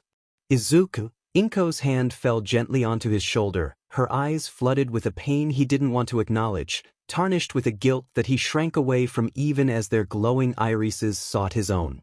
"I know, Mum," he murmured, keeping his gaze averted as his hand reached up to grasp hers, taking comfort in the warm buzz of energy brought on by the contact. "I didn't plan for it, but you know the drill by now." "Where are we?" Hajime, from the gravelly sound of the voice. "What's going on, kid?" As the souls watched on, radiating various levels of unease into the mist surrounding them, their new environment took form in the murky light. A forest, laden with trees of every origin and none, shrubbery which had never known the changing of seasons, and not even a breath of wind or the tiniest chatter of wildlife. "Welcome," Izuku intoned, figuring the more serious approach was appropriate under the circumstances. "To the crossing." "The crossing?" Ko, still so young compared to his usual collection, so curious of the world around her. Her ghost fluttered through the dimness, darting between states in a way that twisted the eye dreadfully to try following her. She probably didn't even realize she was doing it. Izuku wondered if perhaps she'd stick around a little longer, whether the transitions with Inko and return to the land of the living when he did. Like that old fairy tale? With the man and the boat, yeah? Close. Izuku rewarded her with a crooked smile, beginning to lead the group into the mist. His steps were sure on this well-trodden pathway, confident even as the haze swirled ever thicker around his legs. Souls could get lost here all too easily, and often were found by Izuku on visits such as these. For him, though, his quirk had entrenched metaphysical chains into his bones, anchoring him irreversibly to the land of the living. To guide his companions through the crossing, all he had to do was follow the path of greatest resistance. This is kind of like the lake in the story, he continued, beckoning for the others to follow. No boat though. Stay close or your string could snap and you'll get lost. I can't promise I'll be able to find you if that happens. He'd try, of course he would, but these woods were vast in ways that defied conventional physical laws. 2 steps to the left could be 2 steps for one such as Izuku, and it could be 2 miles for everyone else here, or vice versa. There was no way to tell, no way to predict how this reality would twist itself while they weren't paying attention. The only constants were Izuku's chains to reality, and the strings holding the souls tentatively to his own. The ghosts, to put credit where credit was due, crowded a little closer to him after that. 1324, Tokyo General Hospital for Investigative Victims. It had taken 3 hours to flush the villain from the child's body. 3 long hours of debating, cajoling, even downright threatening to get the scummy old man out of his victim's system. In the end, it had only been Shuda's own, half-serious, threat to lock the man in permanently and bury him alive in the child's body that freaked him out enough to comply. Now, Shoyuda was in a morgue, watching a mortician conduct an autopsy and fervently wishing to be literally anywhere else. Ah, I was right. Dr. Takahashi let out a satisfied noise, pulling away from the boy's body with crinkled eyes that most definitely did not belong in this setting. Male adolescent. Estimated age from PBRTY and development markers, approximately 14. Moderately malnourished and dehydrated prior to the fatal incident, showing evidence of stunted growth as a result of prolonged feeding deficiencies. Numerous areas of scarring over major limbs and torso, causes largely unknown, likely an arrangement of assaults and battery over the years, although I suspect mental illness may have played a part in some of them. They aren't really relevant though in this case. Most prominent causes of death, asphyxiation, coupled with severe internal bleeding in the brain, heart, lungs, and digestive system. The villain was not gentle with him. If he'd invaded more slowly, our victim here might have even survived the transition. I don't need any more details, Shoyuda groused, avoiding looking at the child on the table. I'll record your findings in my report. Please don't keep talking. God, no one deserves that. One task completed. Spinning on his heel, he didn't bother with goodbyes, all too eager to escape the cold, sterile room where a dead child had just been dissected before him. The boy's face blurred in his memory, features flickering and morphing with a certain blue-haired teen Shoyuda used to know. A ping echoed through the empty hallways as he strode through the quieter region of the hospital, drawing the hero's attention towards his phone. Sukachi, no match on the kid. Ran him through the whole database, and through our international missing persons. Nothing. Eraserhead. That seems improbable. He could hardly have existed for 14 years with nothing recorded at all. Sukachi, don't know what to tell you. He's not coming up. We don't tend to have fingerprints on kids, and their faces change so much at that age. Even a few months of difference could render our search impossible. I'll keep one of my people digging through files, but I don't expect much. This happens sometimes, Eraser. You know as well as I do that some people can and do live with very little left to leave behind, for better or for worse. Eraserhead. Keep me updated. Sukachi. Of course. I'll see you later, Eraser. Get some sleep, I know you're on overtime right now. If I see you here before 9 o'clock, I'll set your husband on you, and we all know how that would end. Eraserhead. Noted. With a sigh that held a decade's worth of sleepless nights, Shoyuta pocketed his phone. He would take Tsukachi's advice. God knows Hisashi was going to fuss when he heard about the case. The man was far more emotional than him when it came to dead kids, as would be expected, and Shoyuta wasn't physically or emotionally prepared to deal with the never-ending, why would someone do such a thing? Debate so soon after his 16-hour shift. It was time for a well-earned nap. Grief, his own or anyone else's, would just have to wait. This is the end of my line. Izuku breathed, his body weary and aching, the pull of reality at his back reaching a breaking point. He could feel, in a way that was slightly unconventional considering the border he stood before.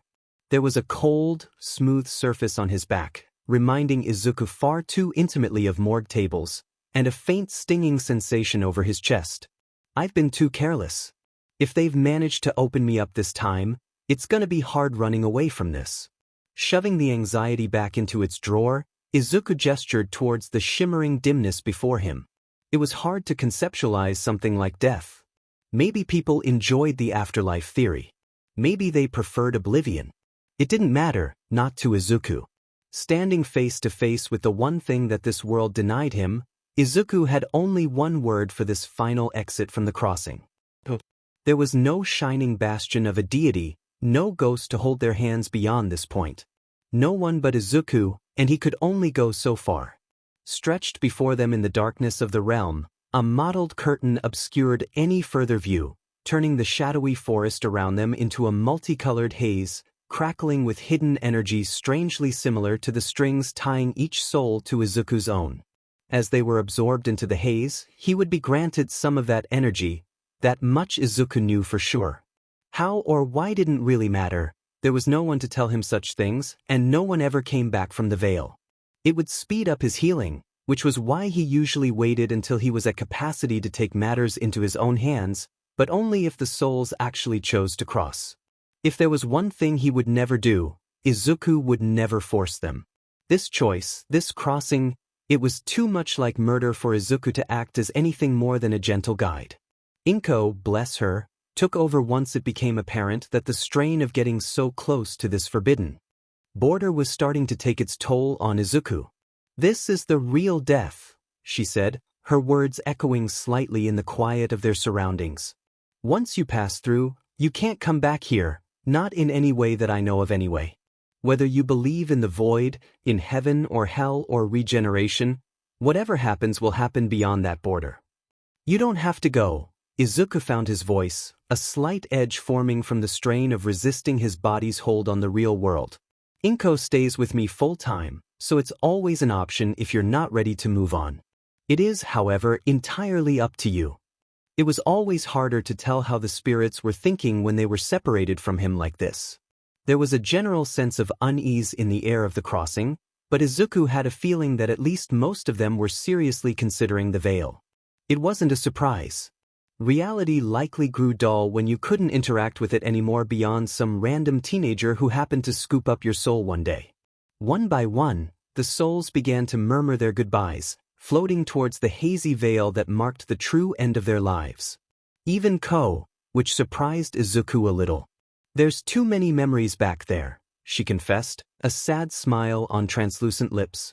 I think it's time to move on from nasty exes and my family. She gulped before turning to face the veil. It would have been nice to get closure from them, but I can't ask that from you. Not when you have so much on your plate already. And didn't that just stab right through? Before he could voice a protest, she reached out to the veil, a tiny, heartbreaking smile traced over her spirit's form. As a pulsing warmth entered Izuku's veils, energy filling him with every passing second, he knew he was too late to stop her. The spirits, all but Inko, crossed the veil. Between one non-existent heartbeat and the next, Izuku's feet lost their feeble grip on the crossing soil, the chains to his body tightening with unforgiving suddenness, yanking him backwards with no regard for his opinion on the matter. Inko wrapped warm arms around him as they flew through the mist, protective even now of her only child. Izuku clung back, only too aware of the mess he was about to wake up in. He hoped to hell he hadn't been kidnapped by some villain hoping to sell his organs. That would be embarrassing. 1832, Tokyo General Hospital for Investigative Victims. Sukachi. No definitive matches. Can't use the DNA samples, they're all corrupted by our perpetrator's quirk. We'll just have to call this in as unidentified. Eraserhead. Get the media to release a description. The least we can do is see if anyone comes forward, give the family half a chance to get closure. Shoyuta bit back a snarl as he walked back into the morgue, roughly 5 hours after leaving it. With no guardians or relatives to contact regarding the body, it was up to him as the leading pro-hero to figure out what to do with it. When he'd suggested just filling out the paperwork from home, Hisashi had nearly bitten his head off, and to be very honest, Shoyuta couldn't blame him. It had been a cowardly notion. The boy deserved to have someone mourn him, even if that someone was a bitter old pro like Shoyuta. Dr. Takahashi, he greeted, glad to have caught the man before he went home for the evening. The doctor in question paused in gathering his things together, pale gray eyes blinking owlishly at the hero standing in his doorstep. He was a tall man, spindly and vaguely pale in a way only morticians could pull off, but with a kindly, enthusiastic manner that didn't belong in such a morbid environment.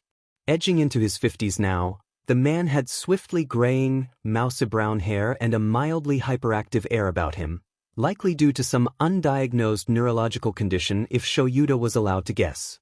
His quirk, Eagle Eye, had some use in the field, but it was clear to anyone who cared to look that Takahashi-sada's career was his passion, and not simply a quirk convenience. Eraserhead. Takahashi inclined his head in greeting, a polite smile gracing his features. I saw there was no luck in identifying the victim. You're here for the paperwork, I assume?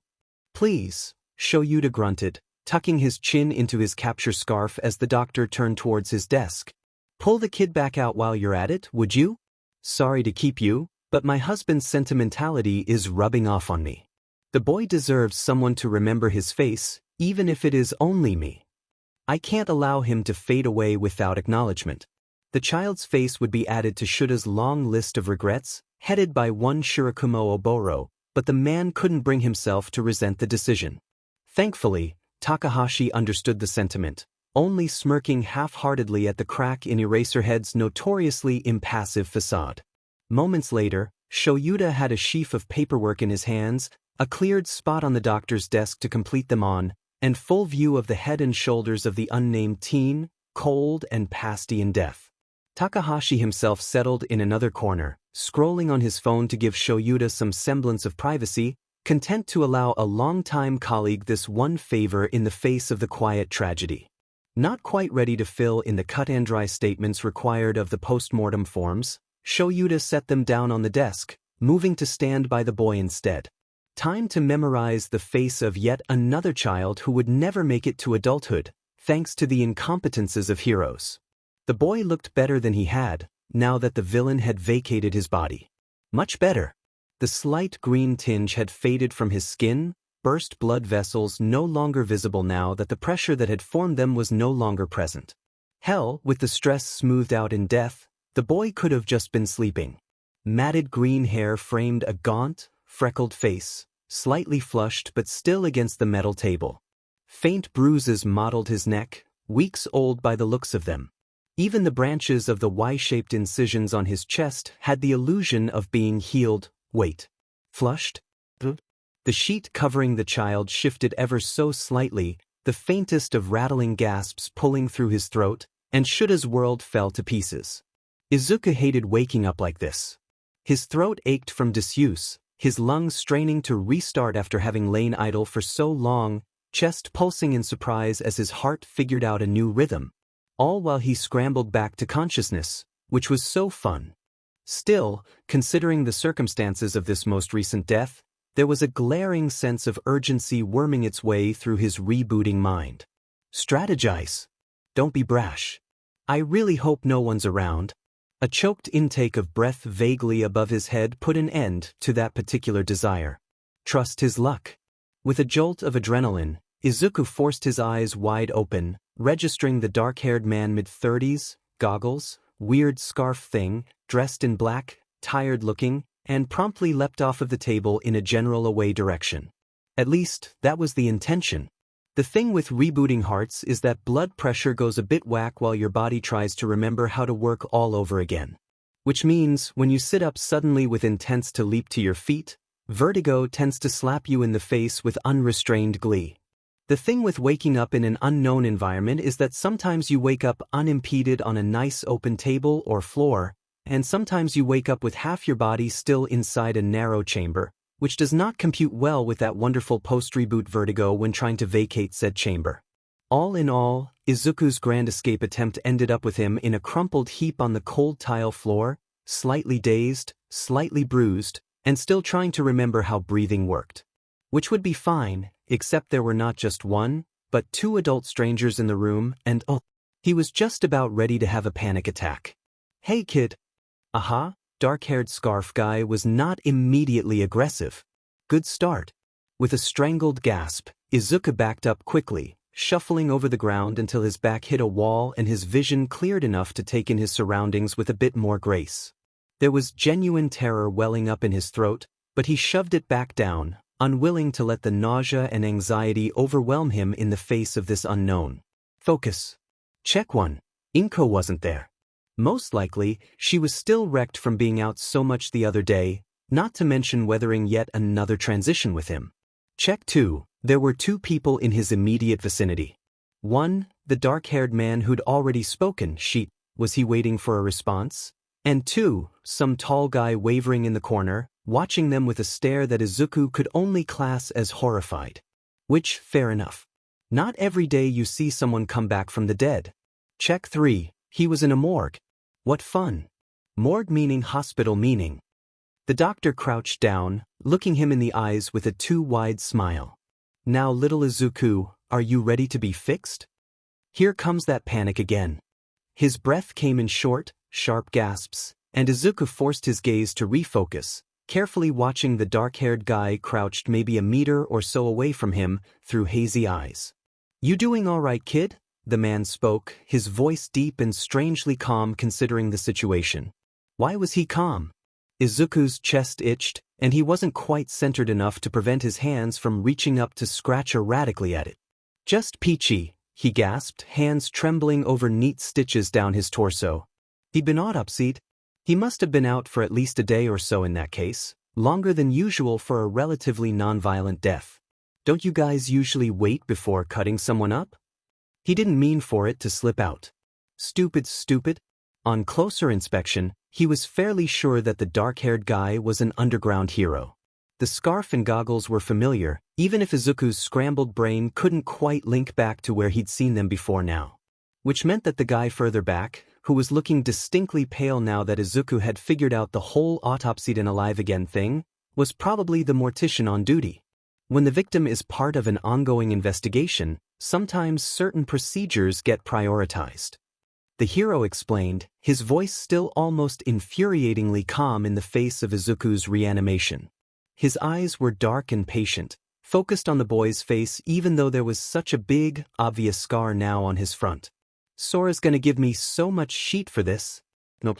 Don't think about it." Izuku let himself frown, curling up slightly, glad that he'd taken the sheet with him in his mad scramble off the table. Someone had stolen his clothes. Wait, that wasn't right. They'd probably needed to take them off for the autopsy. The thought made his head swim even more, thoughts of Sora and humiliation interjecting with Izuku's feeble attempts at logic in the rapidly escalating debacle he'd found himself in. Itched. Stop thinking. The hero was too close, his hands reaching out for Izuku's. He couldn't help his flinch, shrinking away from the man's touch even as a slim hand wrapped around his own, pulling it away from where the boy had been near frantically scratching at his stitches. A moment later, and the man was back where he'd started, hands raised in some ridiculous gesture of non-violence. Had he not been on the verge of overwhelm, Izuku could have laughed. "Sorry, kid," and he sounded sorry too. What a miracle. "Don't want you hurting yourself." Shoving his thoughts into place with all the grace of a frustrated bricklayer, Izuku wrapped trembling arms around his body, careful to ensure the sheet stayed pulled up even as it scratched against thoroughly irritated stitching. "Who are you?" he asked, desperate for any distraction from his spiraling emotional state. "I am Pro Hero Eraserhead, was the simple response, which made so much sense now that Izuku thought about it. This is Dr. Takahashi. He has been assisting in the investigation surrounding the incident and villain that brought about your, well, the villain that killed me? Izuku supplied, happy to have a single track of thought to force his mind along, instead of agonizing over how he was face to face with a hero who was going to find out what he did. He's going to know and hate me and send me to prison where I'll be left to rot. Nope. Not thinking. Eraserhead. Villain killed me. Help investigation. Easy tasks, come on Izuku. Something like that. Eraserhead seemed distinctly uncomfortable with the idea, for some reason. Dr. Takahashi was looking similarly queasy. Distantly, Izuku wondered if they'd both eaten something bad. But wait. A sheepish grin spread, unbidden, across Izuku's face. Speaking of that, I don't suppose there's any chance of me just giving a statement and running off, is there? He knew even before Eraserhead started shaking his head. Nothing was ever so easy. Not for Izuku. You need someone medical to check you over and make sure you're all right after everything, he stated, shifting slightly in his crouch, a careful distance from Izuku in order to presumably display some measure of non-threateningness. Not to mention, you are without a doubt a minor, so we need to get in contact with a guardian for you before you can be released. But maybe not in the morgue, Takahashi interjected, edging closer now that Izuku seemed a little less panicked. Hey, what a joke. Swallowing down the worst of his anxiety, Izuku cast his eyes around the room, considering his options carefully. I don't suppose I could get some clothes? He asked, wincing slightly as both men turned white at the reminder of his predicament. Really, had his mind not been overwhelmed with a toxic mix of paranoia, post-death apathy and panic-induced adrenaline, he would likely be read as a beetroot right about now. Thankfully, for what little dignity the boy still had, even the most self-conscious of teenage brains had priorities when it came to unprecedented situations. Coming back from the dead, sans clothing and post-autopsy in front of one of his favorite heroes was a freakout for the Izuku that has managed to escape from said hero. In a matter of moments, a hospital gown had been all but thrown at him and both adults had turned respectfully away, giving the boy time to change and compartmentalize a little more, slotting plans of escape slowly into place. He sighed a little as the realization filtered through. I'm not going to be able to show my face in public for a while after this, am I? Come on, kid. Eraserhead stood, walking towards the door with a cursory glance backwards to make sure that Izuku was following. Let's get you up to the land of the living, shall we? His legs were shaky, blood pressure still settling as he pulled himself to his feet, leaning heavily against the wall for support.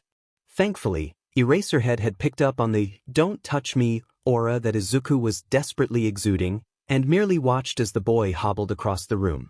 As Izuku reached the doorway, the hero's eyes flickered to the mortician still hovering, clearly uncertain in the room.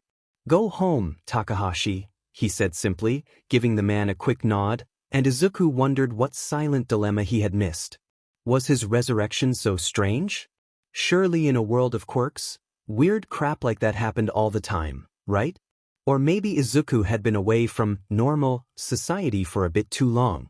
Sora did like to say that he didn't get out enough, preferring to watch the news or scroll through hero platforms on her computer rather than accompany her on her days off from work. Her little recluse, she'd call him, giggling as if it were such a simple, domestic quarrel and not Izuku's desperation for some time to himself in her iron grip on his life. She never pushed the issue, thank God. Izuku could remain her little recluse, and she would live a normal life in the city during the day, so long as he played by her rules at home at night. Maybe Inko had a point. A hand landed on his shoulder, large and too careful, so unlike Sora that it burned with unfamiliarity, and Izuku couldn't help but startle, ducking under it and hopping a step away before he could think better of the action. As wide eyes darted up, they met a darker, deep-set gaze. Eraserhead watched him, silent as always, and Izuku couldn't help the prickle of unease down his spine.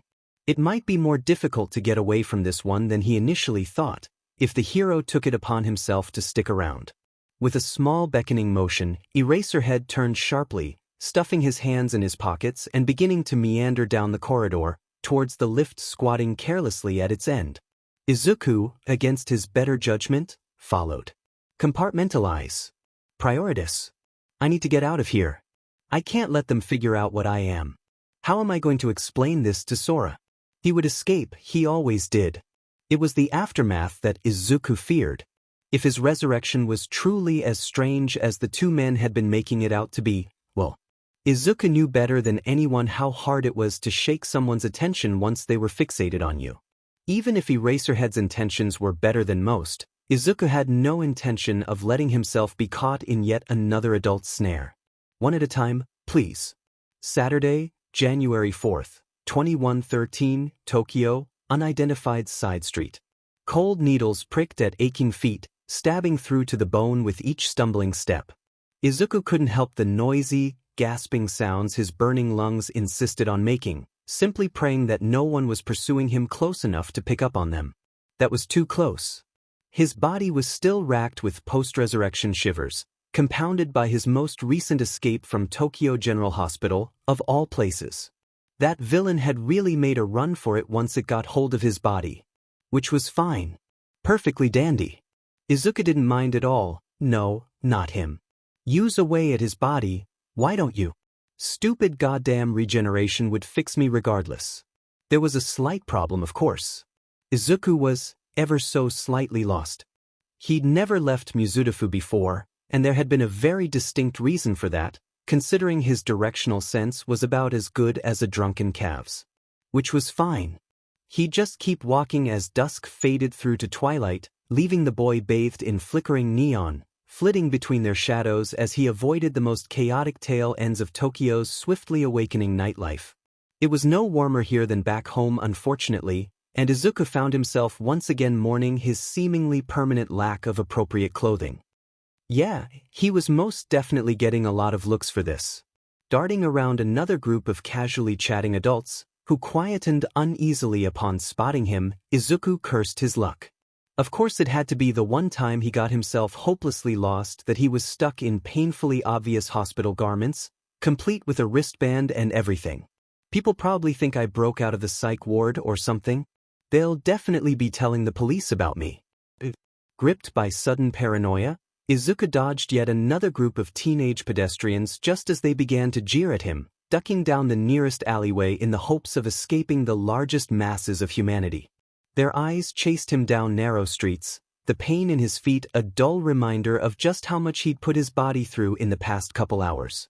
Scaling large buildings was not his strongest suit, but what was a guy to do when the nurses placed him into a small bed in a small room on the 5th floor of the hospital? Certainly not stay there, he wasn't completely unhinged. The tiny window in the bathroom had undoubtedly been a bit of a squeeze, but after he managed to unscrew the safety pins it had been a fairly simple affair to shove the rest of his body through the narrow gap. It had taken him all of 10 minutes to remember that he wasn't in Mizudafu anymore, and therefore was already irreparably lost. But he'd accepted this already, right? He was so cold. So tired. Thinking in anything other than circles was becoming more than tedious. The incessant noise of the city was muffled in the damp isolation of the alley, and Izuku allowed himself to slow slightly, bending under the pain lancing through his feet now that the immediate threat of a million strangers closing in had finally been abated. The sky turned a dusty indigo, and not a soul, no living ones, anyway, murmured in the growing darkness. Izuku wished that Inko could be there. She would help, how didn't quite matter, the simple factor of her motherhood being sufficient to banish most of Izuku's nightmares when it came to the unknown. His mind was silent, his heart heavy with her soul. She was resting, he knew that much. She probably wouldn't be able to summon herself for another day or two at the very least. He would have to do this bit alone, it seemed. Not quite exhausted enough to risk stopping for more than a moment, Izuku forced his aching legs onwards, stumbling through the darkness like an old drunkard and hoping fervently that the pretense was enough of a ruse to discourage the less discerning creep. Buildings stretched impossibly high on either side, looming over him as if he were little more than another rat scuttling along the edges of their domain. Unnamed varieties of muck and dirt soon coated his feet in a thin layer of grime, and more than once Izuku was forced to hop unexpectedly as the soft skin encountered less forgiving shards of glass along his path. It was shortly after one such mishap, Izuku didn't even know how he'd missed the shard, glittering in the twilight as his stumbling steps ran right over it, that the stranger found him. Just his luck, really. Oh, but aren't you just a cutie? The voice was high-pitched and breathy, like a young woman or teenage girl's, yet frivolous and cheery in a way that didn't belong in the damp dimness of their current setting. I heard you flopping about from a few streets back, and I would have just ignored it because you were probably a creep, and creeps are generally just yucky even after I cover them in pretty splatters of blood. It only took a breath.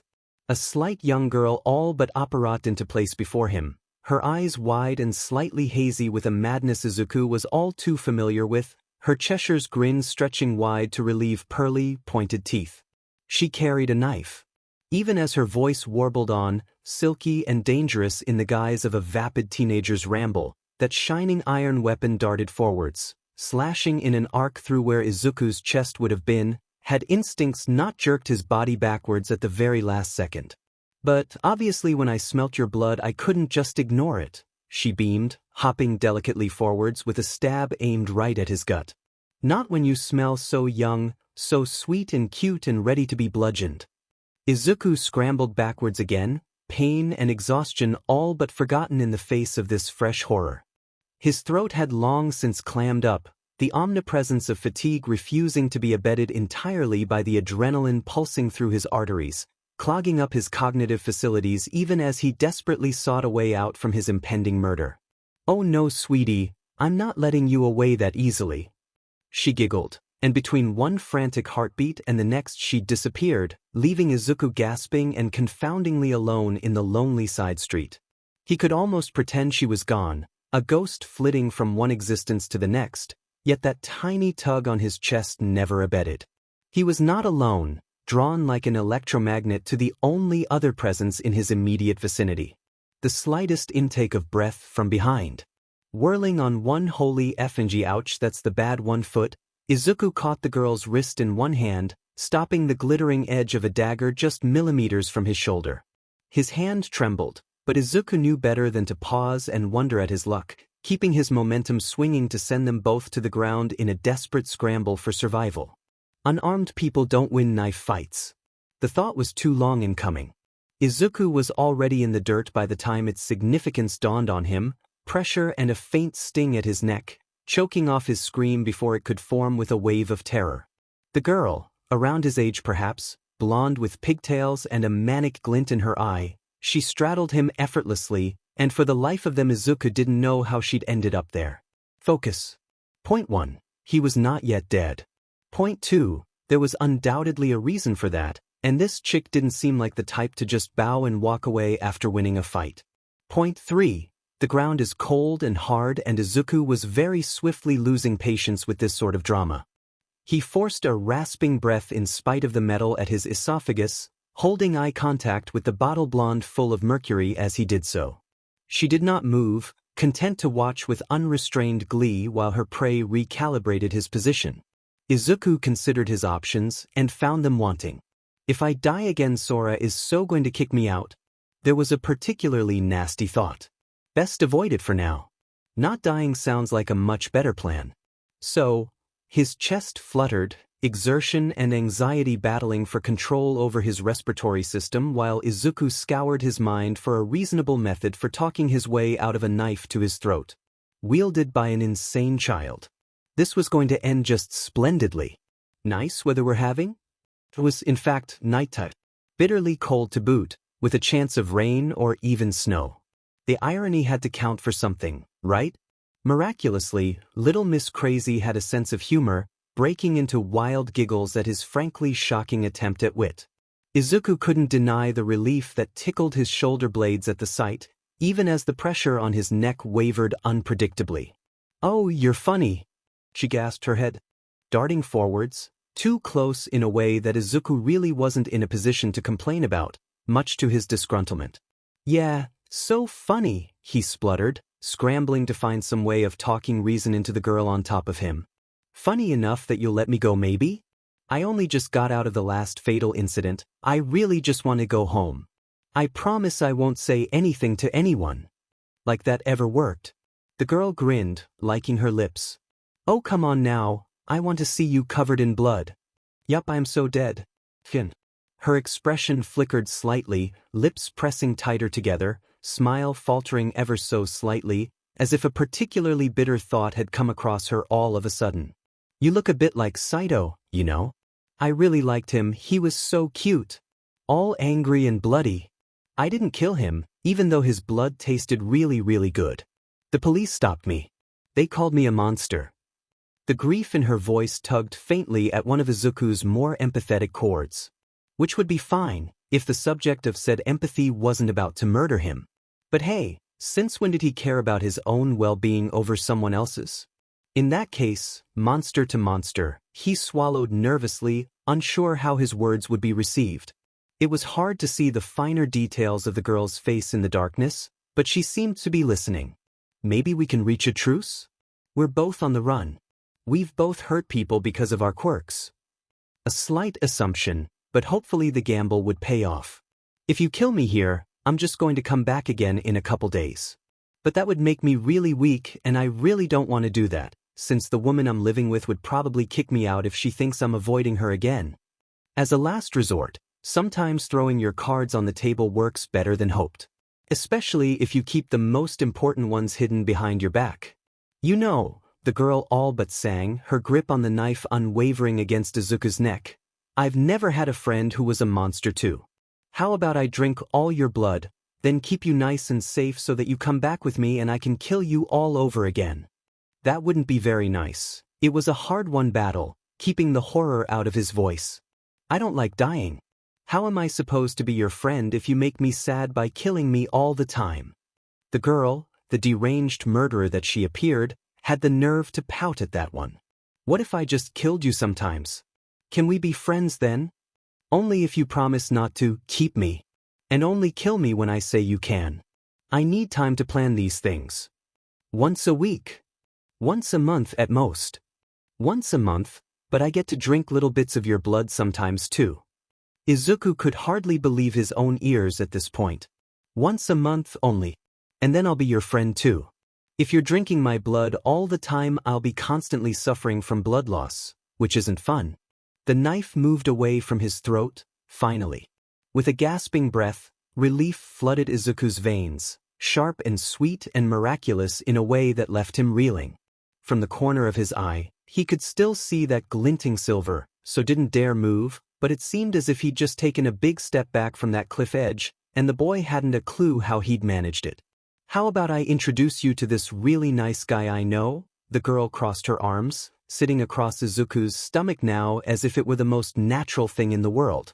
If you're like me, he can probably help you.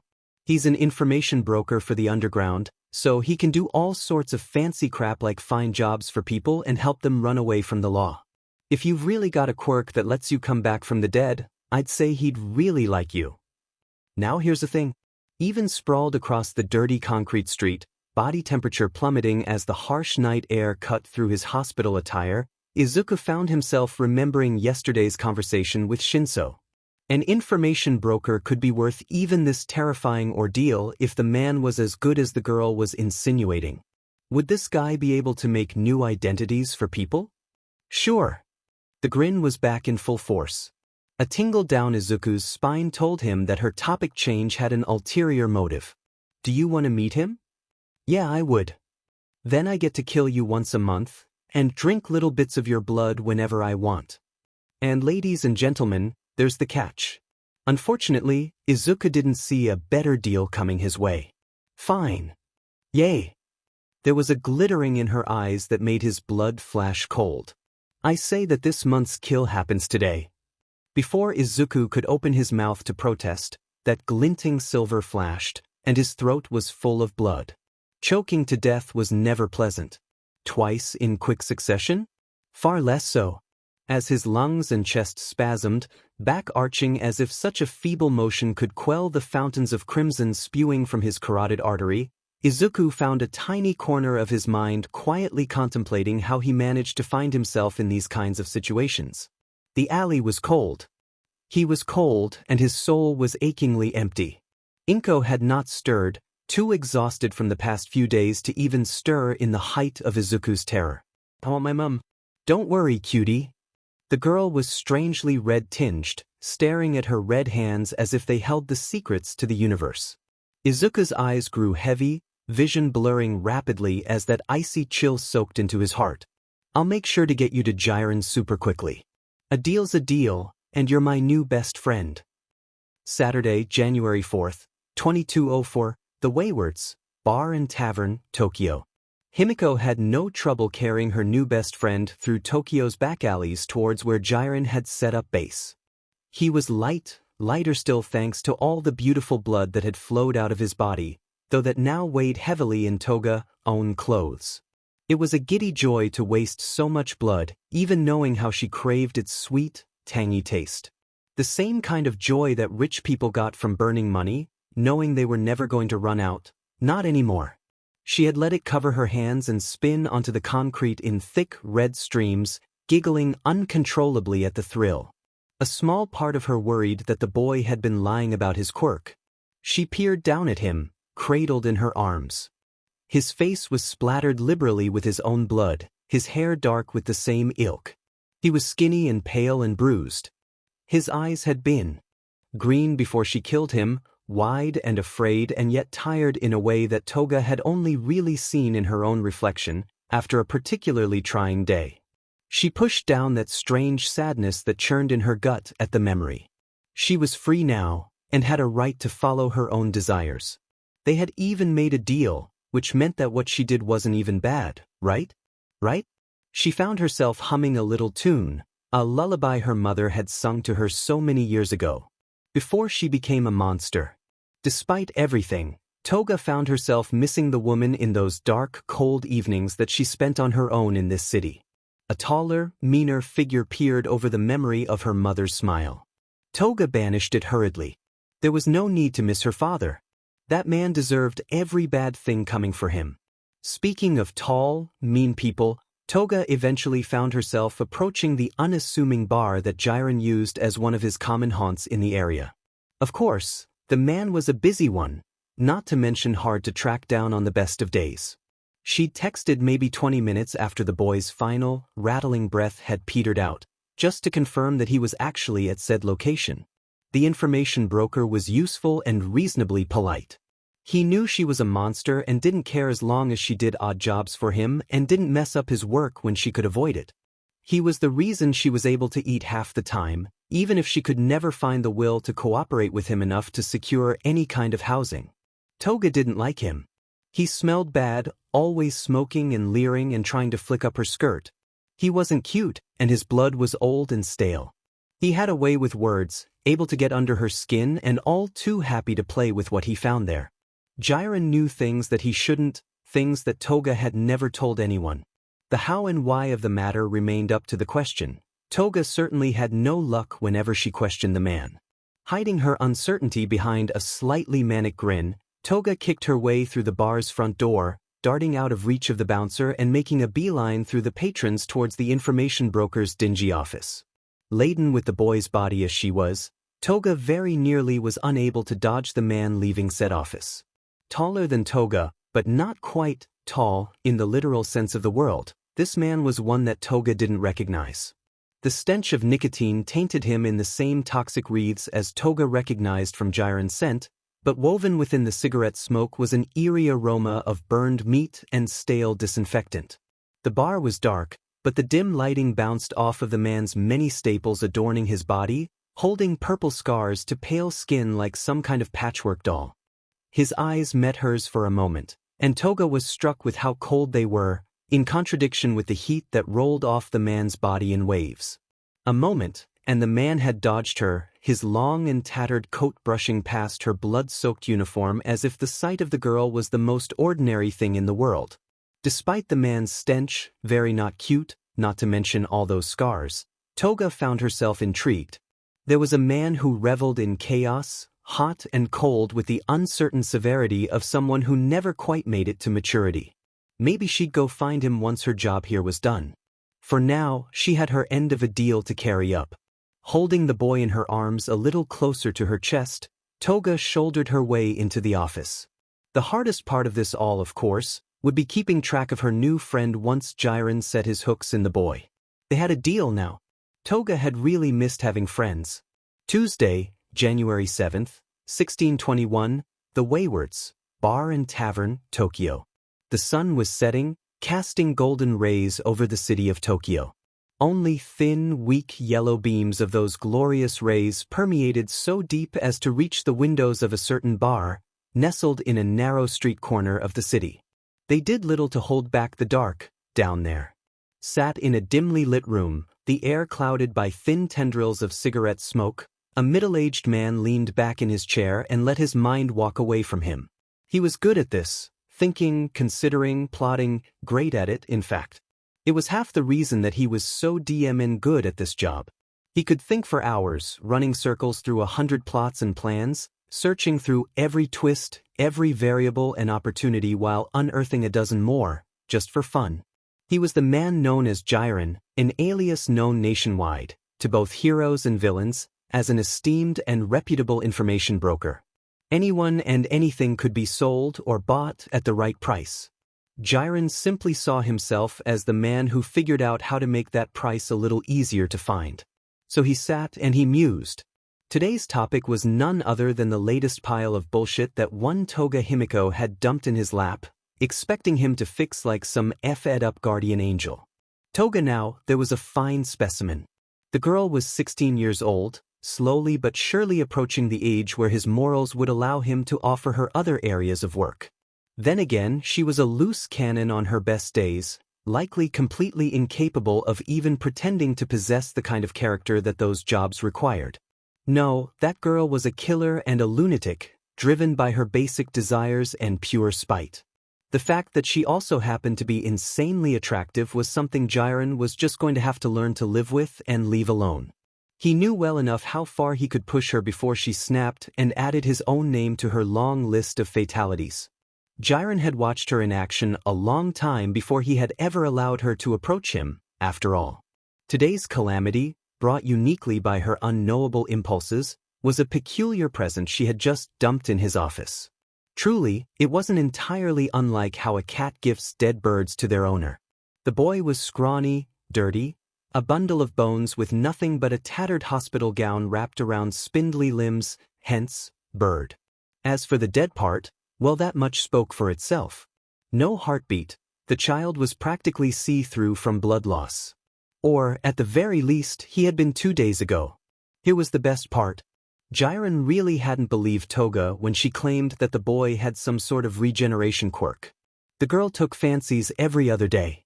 Even still, he had allowed the intrusion, going as far to let Toga deposit the surely decomposing body in a corner of his office, where he could observe it without it being blindingly obvious to every fool that entered said office. He hadn't believed, but Jiren could sense the tide shifting in his mind. 2 days ago, the boy had been the picture of a fresh murder victim. Today, his pallor was no longer so deathly. His skin seemed more tan than corpse gray, and Jiren could swear that the wound in his neck had sealed into a dark purple scar. No heartbeat, no breath. And yet, paradoxically, the boy was 6 steps closer to life than he had been a mere 48 hours beforehand. How intriguing! While Jiren sat and mused, he became aware of Toga's re-entry to his office. She arrived unannounced, unplanned, and without any warning from the multitude of guards that Jiren had posted around this base. Business as usual for the girl. Is he still dead? She asked the same question every time she waltzed into the room, as uncaring as a Cheshire cat looking for cream. That is to say, she would be over the moon the moment she found it, the moment the boy finally drew breath again, and yet she would pretend as if nothing could matter to her less until that moment was fulfilled. Still dead, Jiren replied, a touch of amusement coloring his tone. Though less than before, I think. That definitely piqued her interest. In 3 bounds, the girl had leapt across the room, her perpetually worn uniform bouncing with her movements. Jiren held his position, feet propped up on his desk and cigarette in hand. She didn't seem to appreciate his ogling, no matter how much she flounced around in that ridiculous skirted getup. The other great mystery surrounding the girl, of course, was how on earth she managed to get all the blood out of the fabric. Jiren had never seen her wear anything else, And yet 3 days ago her clothes were soaked in dark red blood. Today, sure they were a touch dirty and had blood stains around the edges, but not nearly enough to suggest that this was the same outfit that she had worn before. The world was full of tiny mysteries. One of life's great joys, perhaps. Jiren paid no mind now that Toga had completed her entry, safe in the knowledge that her attention was entirely taken up by the dead boy in the corner of his office. He returned to his thought, sifting through the various threads of his own psyche like a baker through so much flour. His cake was going to be just magnificent. Reality was a swirl of colors in a void that knew no end. Broken reflections of a world between worlds, where souls were tugged inexorably towards the long sleep. A world that he reached for desperately, brushing its borders with the barest tips of his fingers before falling back. Izuku was lost. He had no body to feel pain, no mind to think thoughts of fear. And yet, agony traced his very being, and terror thrummed a dreadful song in his soul. He was the void, and the darkness was unwilling to release him. This was not death, it never could have been. This was an eternal vertigo, the long fall that came between slumber and wakefulness. A body closer to life could JRK awake before allowing itself to be snared here. A body closer to death would simply slip on through, hurling through the crossing like so many desperate, dead souls. Cursed as he was, Izuku had no choice but to remain, trembling and stretched thin by the unnatural physics that ruled this realm. As his body began slowly, methodically, piecing itself back together, awareness returned in the manner of a brutal fever dream. He was confronted by eons of darkness, stretching forever. Flicker. Inko wrapped warm arms around him, burying her face in his hair. Not long now, she whispered. Hold on, Izuku. The world was dim and undefined, but there was a safety in their little corner of reality. Flicker. Sora held his face in her hands, fingernails digging in below his jaw. Tears poured down her face, but her eyes were cold and cruel. Are you so eager to be free of me? Do you hate me so much? After everything I've done for you. Flicker. The void reigned supreme. Flicker. The crazy blonde girl cradled his head in her lap, the entirety of her attention focused on the 4 knives she juggled above his head. They were surrounded by gray nothingness. The smell of smoke itched in Izuku's nostrils. I haven't had a friend in a very long time, she proclaimed, her voice distorted, as if emerging from a waterlogged radio.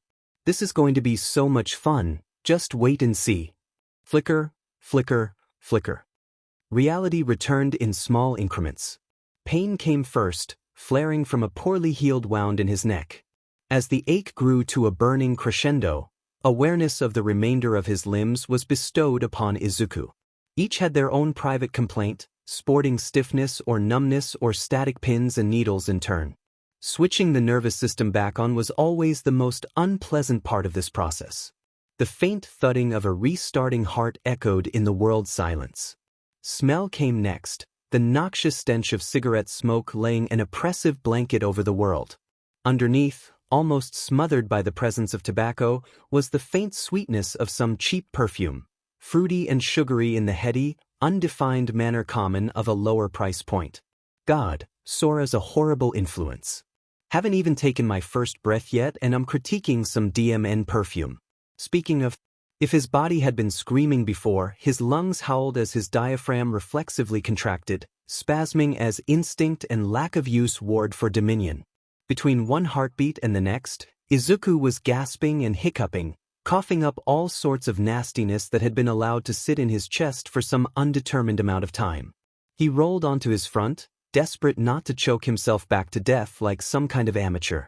There was a faint sensation of having rolled off of something, but Izuku ignored it in favor of restarting his body's basic functions. Sight and sound returned first, at roughly the same time. Izuku kept his eyes squeezed closed, instinctively knowing that his abused nervous system would struggle to process both at once right now. "Back, you're back," came excited squeals to his left. I was almost starting to get worried, you know? Don't get me wrong, you looked so cute when I covered you in all that blood, but we made a deal and I don't like it when people back out of deals. With his heart and lungs finally stuttering into something approaching a regular rhythm, Izuku forced his eyes open to see just how much sheet he was in.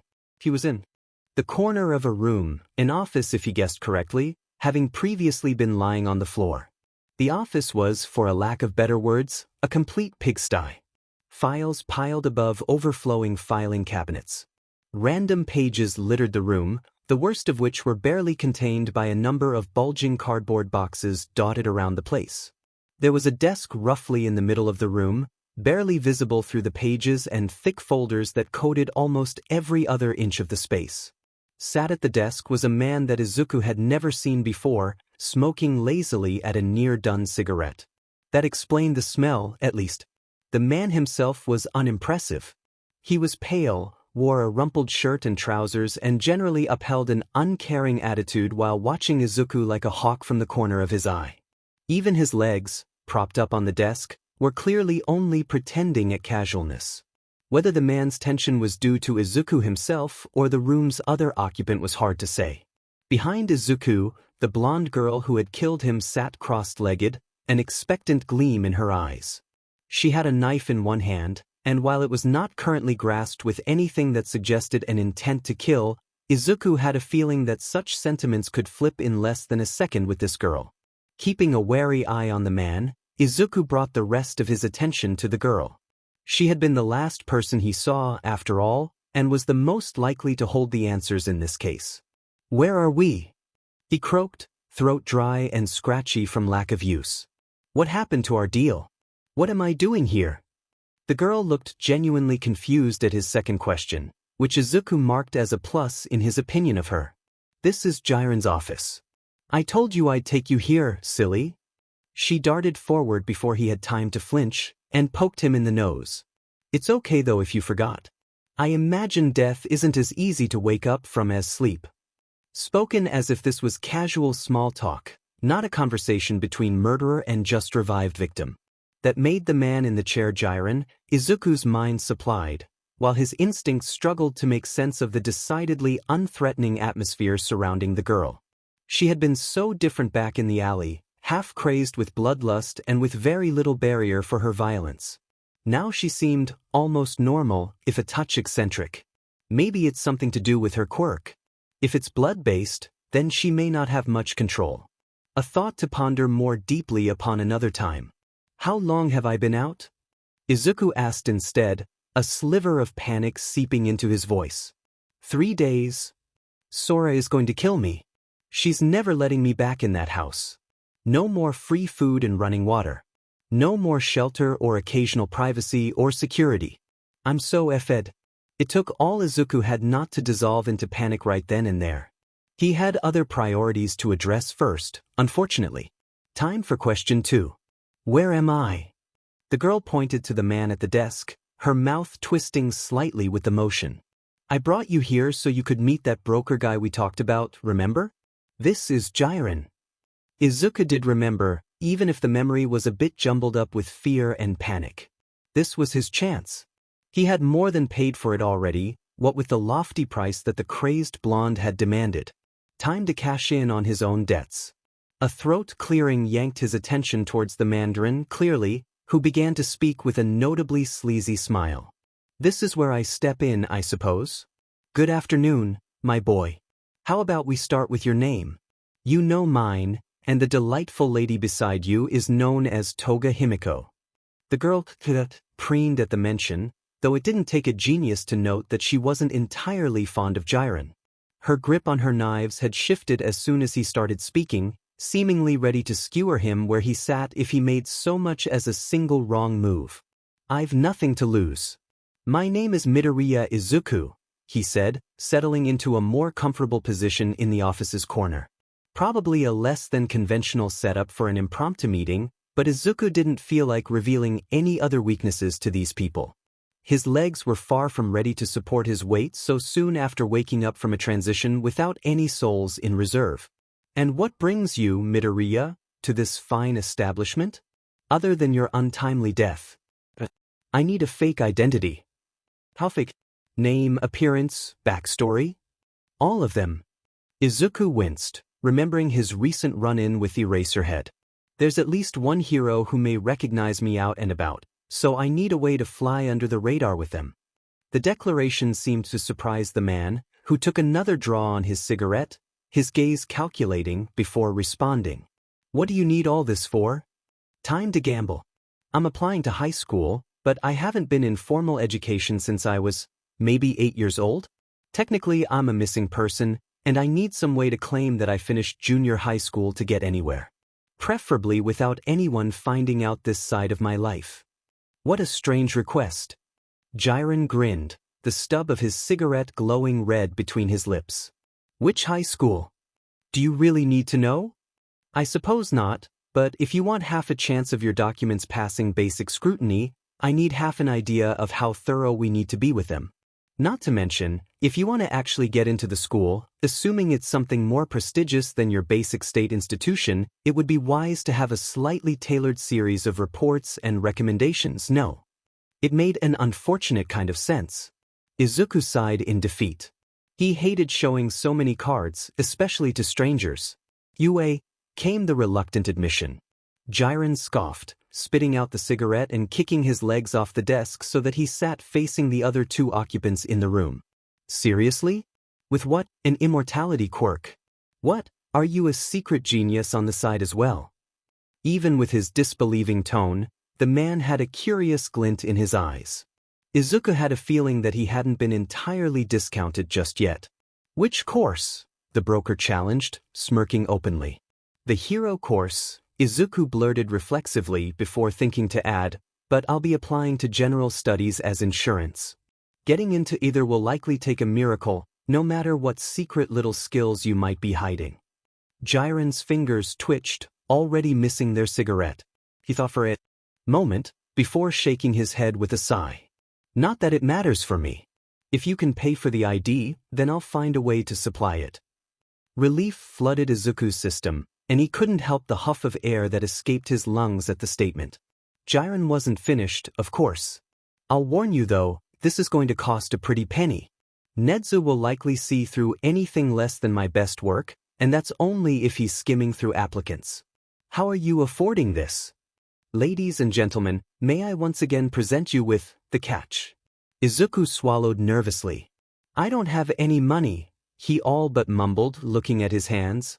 Toga, having held her silence up to that point, surprised him by offering a comforting pat on the shoulder. Izuku decidedly did not leap a foot in the air at the contact. Neither do I, she offered in some strange attempt at consolation. I just do jobs for Jiren to pay him instead. Her grin showed a few too many teeth, and Izuku wasn't sure whether or not to feel better due to it. Like the girl said, Jiren spoke, waving a fresh cigarette lazily in front of himself. No money is no problem as long as you can make yourself useful to me. How about this? Tell me more about your quirk and I'll see what we can come up with.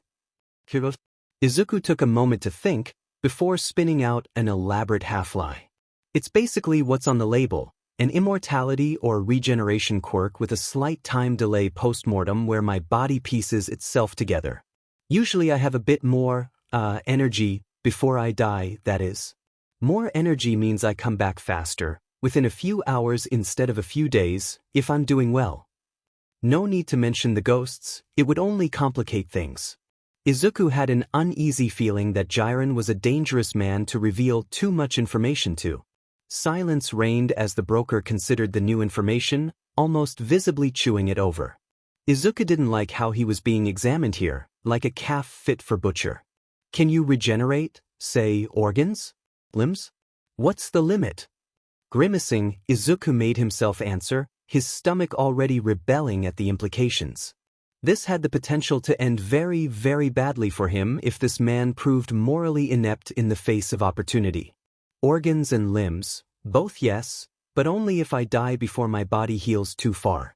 If it heals, there's a chance that my base DNA will forget what my body was like prior to the injury, making it permanent. He was still missing the tip of one ear and a few toenails thanks to that misstep. The more stuff I lose, the longer it'll take for me to revive. How long for a couple organs? Heart, lungs, pancreas. If I have enough reserves, 12 hours, give or take. Otherwise, anything up to 2 or 3 weeks. It was a rough estimate, But Izuku forced surety into his tone. No use in tempting fate. Toga seemed genuinely invested in the exchange, sitting almost entirely still with nothing but rapt attention on her face. When she noticed Izuku's attention, she offered him a sly grin, before leaning up against his side like it was the most natural thing in the world. Izuku wondered if he was going to have to die for a third time before he got to leave this place. Out of morbid curiosity, Jiren began, having clearly reached a conclusion regarding their deal, now fishing for extra information. What would happen if you were, say, incinerated entirely? Izuku went pale. No idea. No. Mounting anxiety forced a slight tremor into his voice. I'm not sure. I wish I wasn't sure. It would probably burn out my quirk factor. Quirk factors are surprisingly resilient. Now isn't that interesting? I imagine it would kill me for real. Nope. It's hard to rebuild a body when there's nothing left to do the rebuilding. Hard, long and painful, but not impossible. Izuku is 14 years old, but he has only lived for 13 of them. K for building a body back from scattered ashes? Approximately 12 months. He stopped experimenting after that one.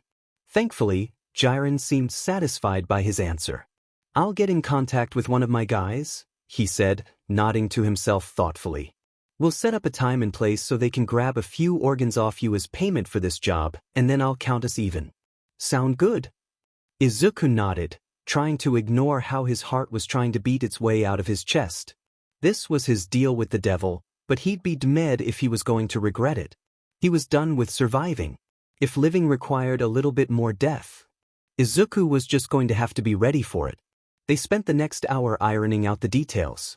The operation would occur on Friday, giving Izuku a few days to collect some lost souls who would hopefully be happy enough to cross over and grant him some of their energy. It felt wrong to use them like this, but Izuku couldn't see any other way to make this work in a way that was remotely efficient. He refused to become stuck in that purgatory of not death again. He was giving away his heart, lungs and liver, the discussion of which sent shivers down the boy's spine. Here I was, worried about some villain trying to steal them while I was dead the last time. Now I'm selling them my own goddamn self. Jiren gave him a phone when he admitted to not having one. It's on the house, kid. I'm probably overcharging you on the organs, so consider yourself one of my people now. I'll need a way to contact you anyhow. My number should be in there, do not share it around. With the phone came some pills that he was instructed to take once he reached the meeting spot for the organ extraction. They'll know to kill you before they start, but probably best for morale if they don't think you're a willing victim. They'll have enough qualms about operating on a child, best not to complicate things. Probably more comfortable for you too, now I think of it. Funny how that was an afterthought to the man. Toga seemed content to sit quietly by Izuku's side while they hashed out the details, idly twirling her daggers while she waited for them to wrap up. Right? Jiren said, tapping rapidly on his phone with his cigarette long since burned out on the table's ashtray. That seems to be everything. I've got someone to grab you some clothes before you head on. I imagine you'll be wanting to change out of that hospital gear. Ah, Toga complained, tilting her head slightly. I like the hospital gown. It looks great on you, Aizu. He startled slightly at the unabashed use of his first name, before flushing at the strange compliment. Thanks, Toga, but I would rather wear something a bit warmer, considering the weather outside. It was always good to be civil, even if it was to your would-be murderer. She whined about it, but didn't hinder the boy as he darted away from her, towards the pile of clothes that some guy had just dumped just inside the office door. He changed quickly, tugging on layers over the thoroughly soiled hospital gown before wiggling out of it from underneath a bulky hoodie and sweatpants. There was likely little point in asking for privacy in this particular situation. The layers were tattered and a touch dusty, but they were warm and covered him head to toe, which was all that Izuku really needed. There were no shoes, so he substituted with 3 pairs of ratty old socks and figured that they would do just as well as long as he kept a good eye out for sharps. Have a safe trip home, Jiren called as Izuku prepared to make his exit. Keep an eye on your messages. Before he could put a hand on the door handle, Toga had darted in front, pulling it wide open and tugging him through. Bye, Jiren, she called, with a solid grip on his wrist and clearly no intention of letting him go alone. Izuku managed a jerky wave at the man before he was dragged along behind her.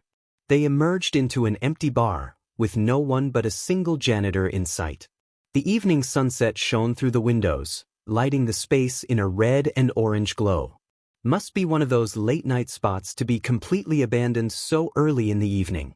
Toga dash, he gasped as they emerged onto a busy street, buffeted by the city's cacophony as soon as the girl burst out the bar's doors. Call me Himiko.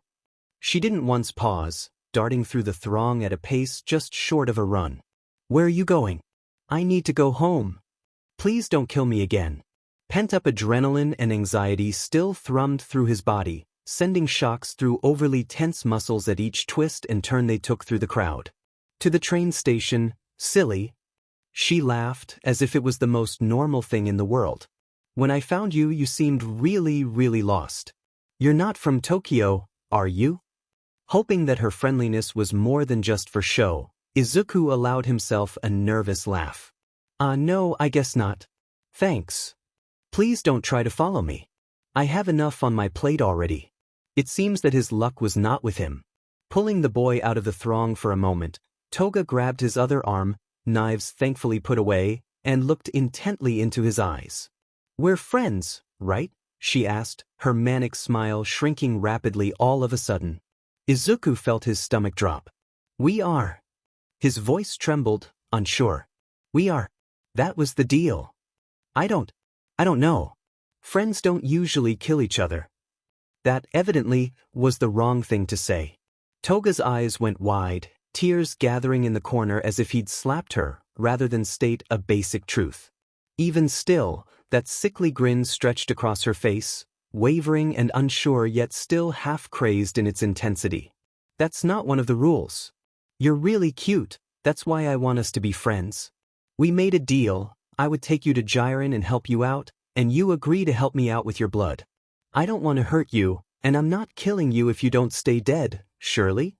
Making a deal doesn't make us friends, Izuku protested softly, wondering if he was digging his own grave with this line of conversation. Even if I come back, dying still hurts. It's still scary if you do things like that without my permission. I got permission. We talked about it on Saturday. No, you didn't. We made a deal. But then you decided to take it into your own hands and make the decision without consulting me at all. I said you could kill me once a month. You decided that you got to choose the when and where, which was not part of the deal. Finally it seemed like he was getting through to her. Don't get him wrong, Izuku was a victim of his own decisions just as much as Toga's. He'd killed himself often enough to be familiar with death's touch, but there was a distinct difference between dying on his terms and being taken out of the blue by someone else. God save me for a fool. I should not be trying to reason with a girl like this right now. It's like I don't even want to get home. There's a thought. Fear and loneliness are unpleasant things. Izuku tried to avoid them whenever he could. Toga went quiet for a moment, watching the crowd flowing by them with unreadable eyes. I'm sorry, she said at last, her tilted yellow eyes meeting his. If I touch him, I want us to be friends. I want to be like you, Izuku, and that means I want you to like me too. That's one of the steps, you understand? He didn't, but she didn't need to know that. Instead, Izuku nodded, shoving his paranoia to a back burner for the moment. Debating friendship with the crazy kid who cornered me in an alley and killed me on day what has my life become? If you want us to be friends, Izuku took a moment to consider. The girl was immature and desperate, not at all like Sora, or even Shinso. Like Sora, she wanted pieces of him for her own, even if it hurt. But unlike Sora, she seemed aware of his discomfort. She wanted him to like her, not worship her. She wasn't trying to overpower or manipulate him. Frankly, her honesty was throwing him off more than he liked to admit. She was not calm or calculating like Shinso, hiding her darkness for fear of having her vulnerabilities revealed. Again, she was honest. She was crazy, but she didn't try to fool him about it. Izuku made his decision. Let me decide when and how I die. I'll let you do the honors, and I promise it'll happen at least once a month. Sound good? Okay. The genuine happiness in her eyes made his stomach tighten with a nervous sort of confusion. But we have to do other friend things too. I want to talk to you about love and do your nails and plait your hair too. Always something unexpected. Oh, okay. He couldn't help but laugh at her enthusiasm. Why not? Some friends, you meet on the run from your nightmares, in a quiet library with the safety of civilization on your doorstep. Evidently, other friends can start off as those very nightmares, and then put on a frilly dress and start gushing about their latest crushes as if that was the most normal thing in the world. As Toga continued to lead the way towards the nearest train station, Izuku couldn't help the little smile that grew on his face. It was unconventional, and he had no doubts that Toga would feature in more than one of his nightmares in the future, yet he was an extrovert at heart. He had missed having friends, even if they were crazy blondes with a penchant for violence. Burnt sugar and fruity perfume were wildly different scents, but Izuku had a feeling that the latter was going to grow on him just as the former had all those years ago.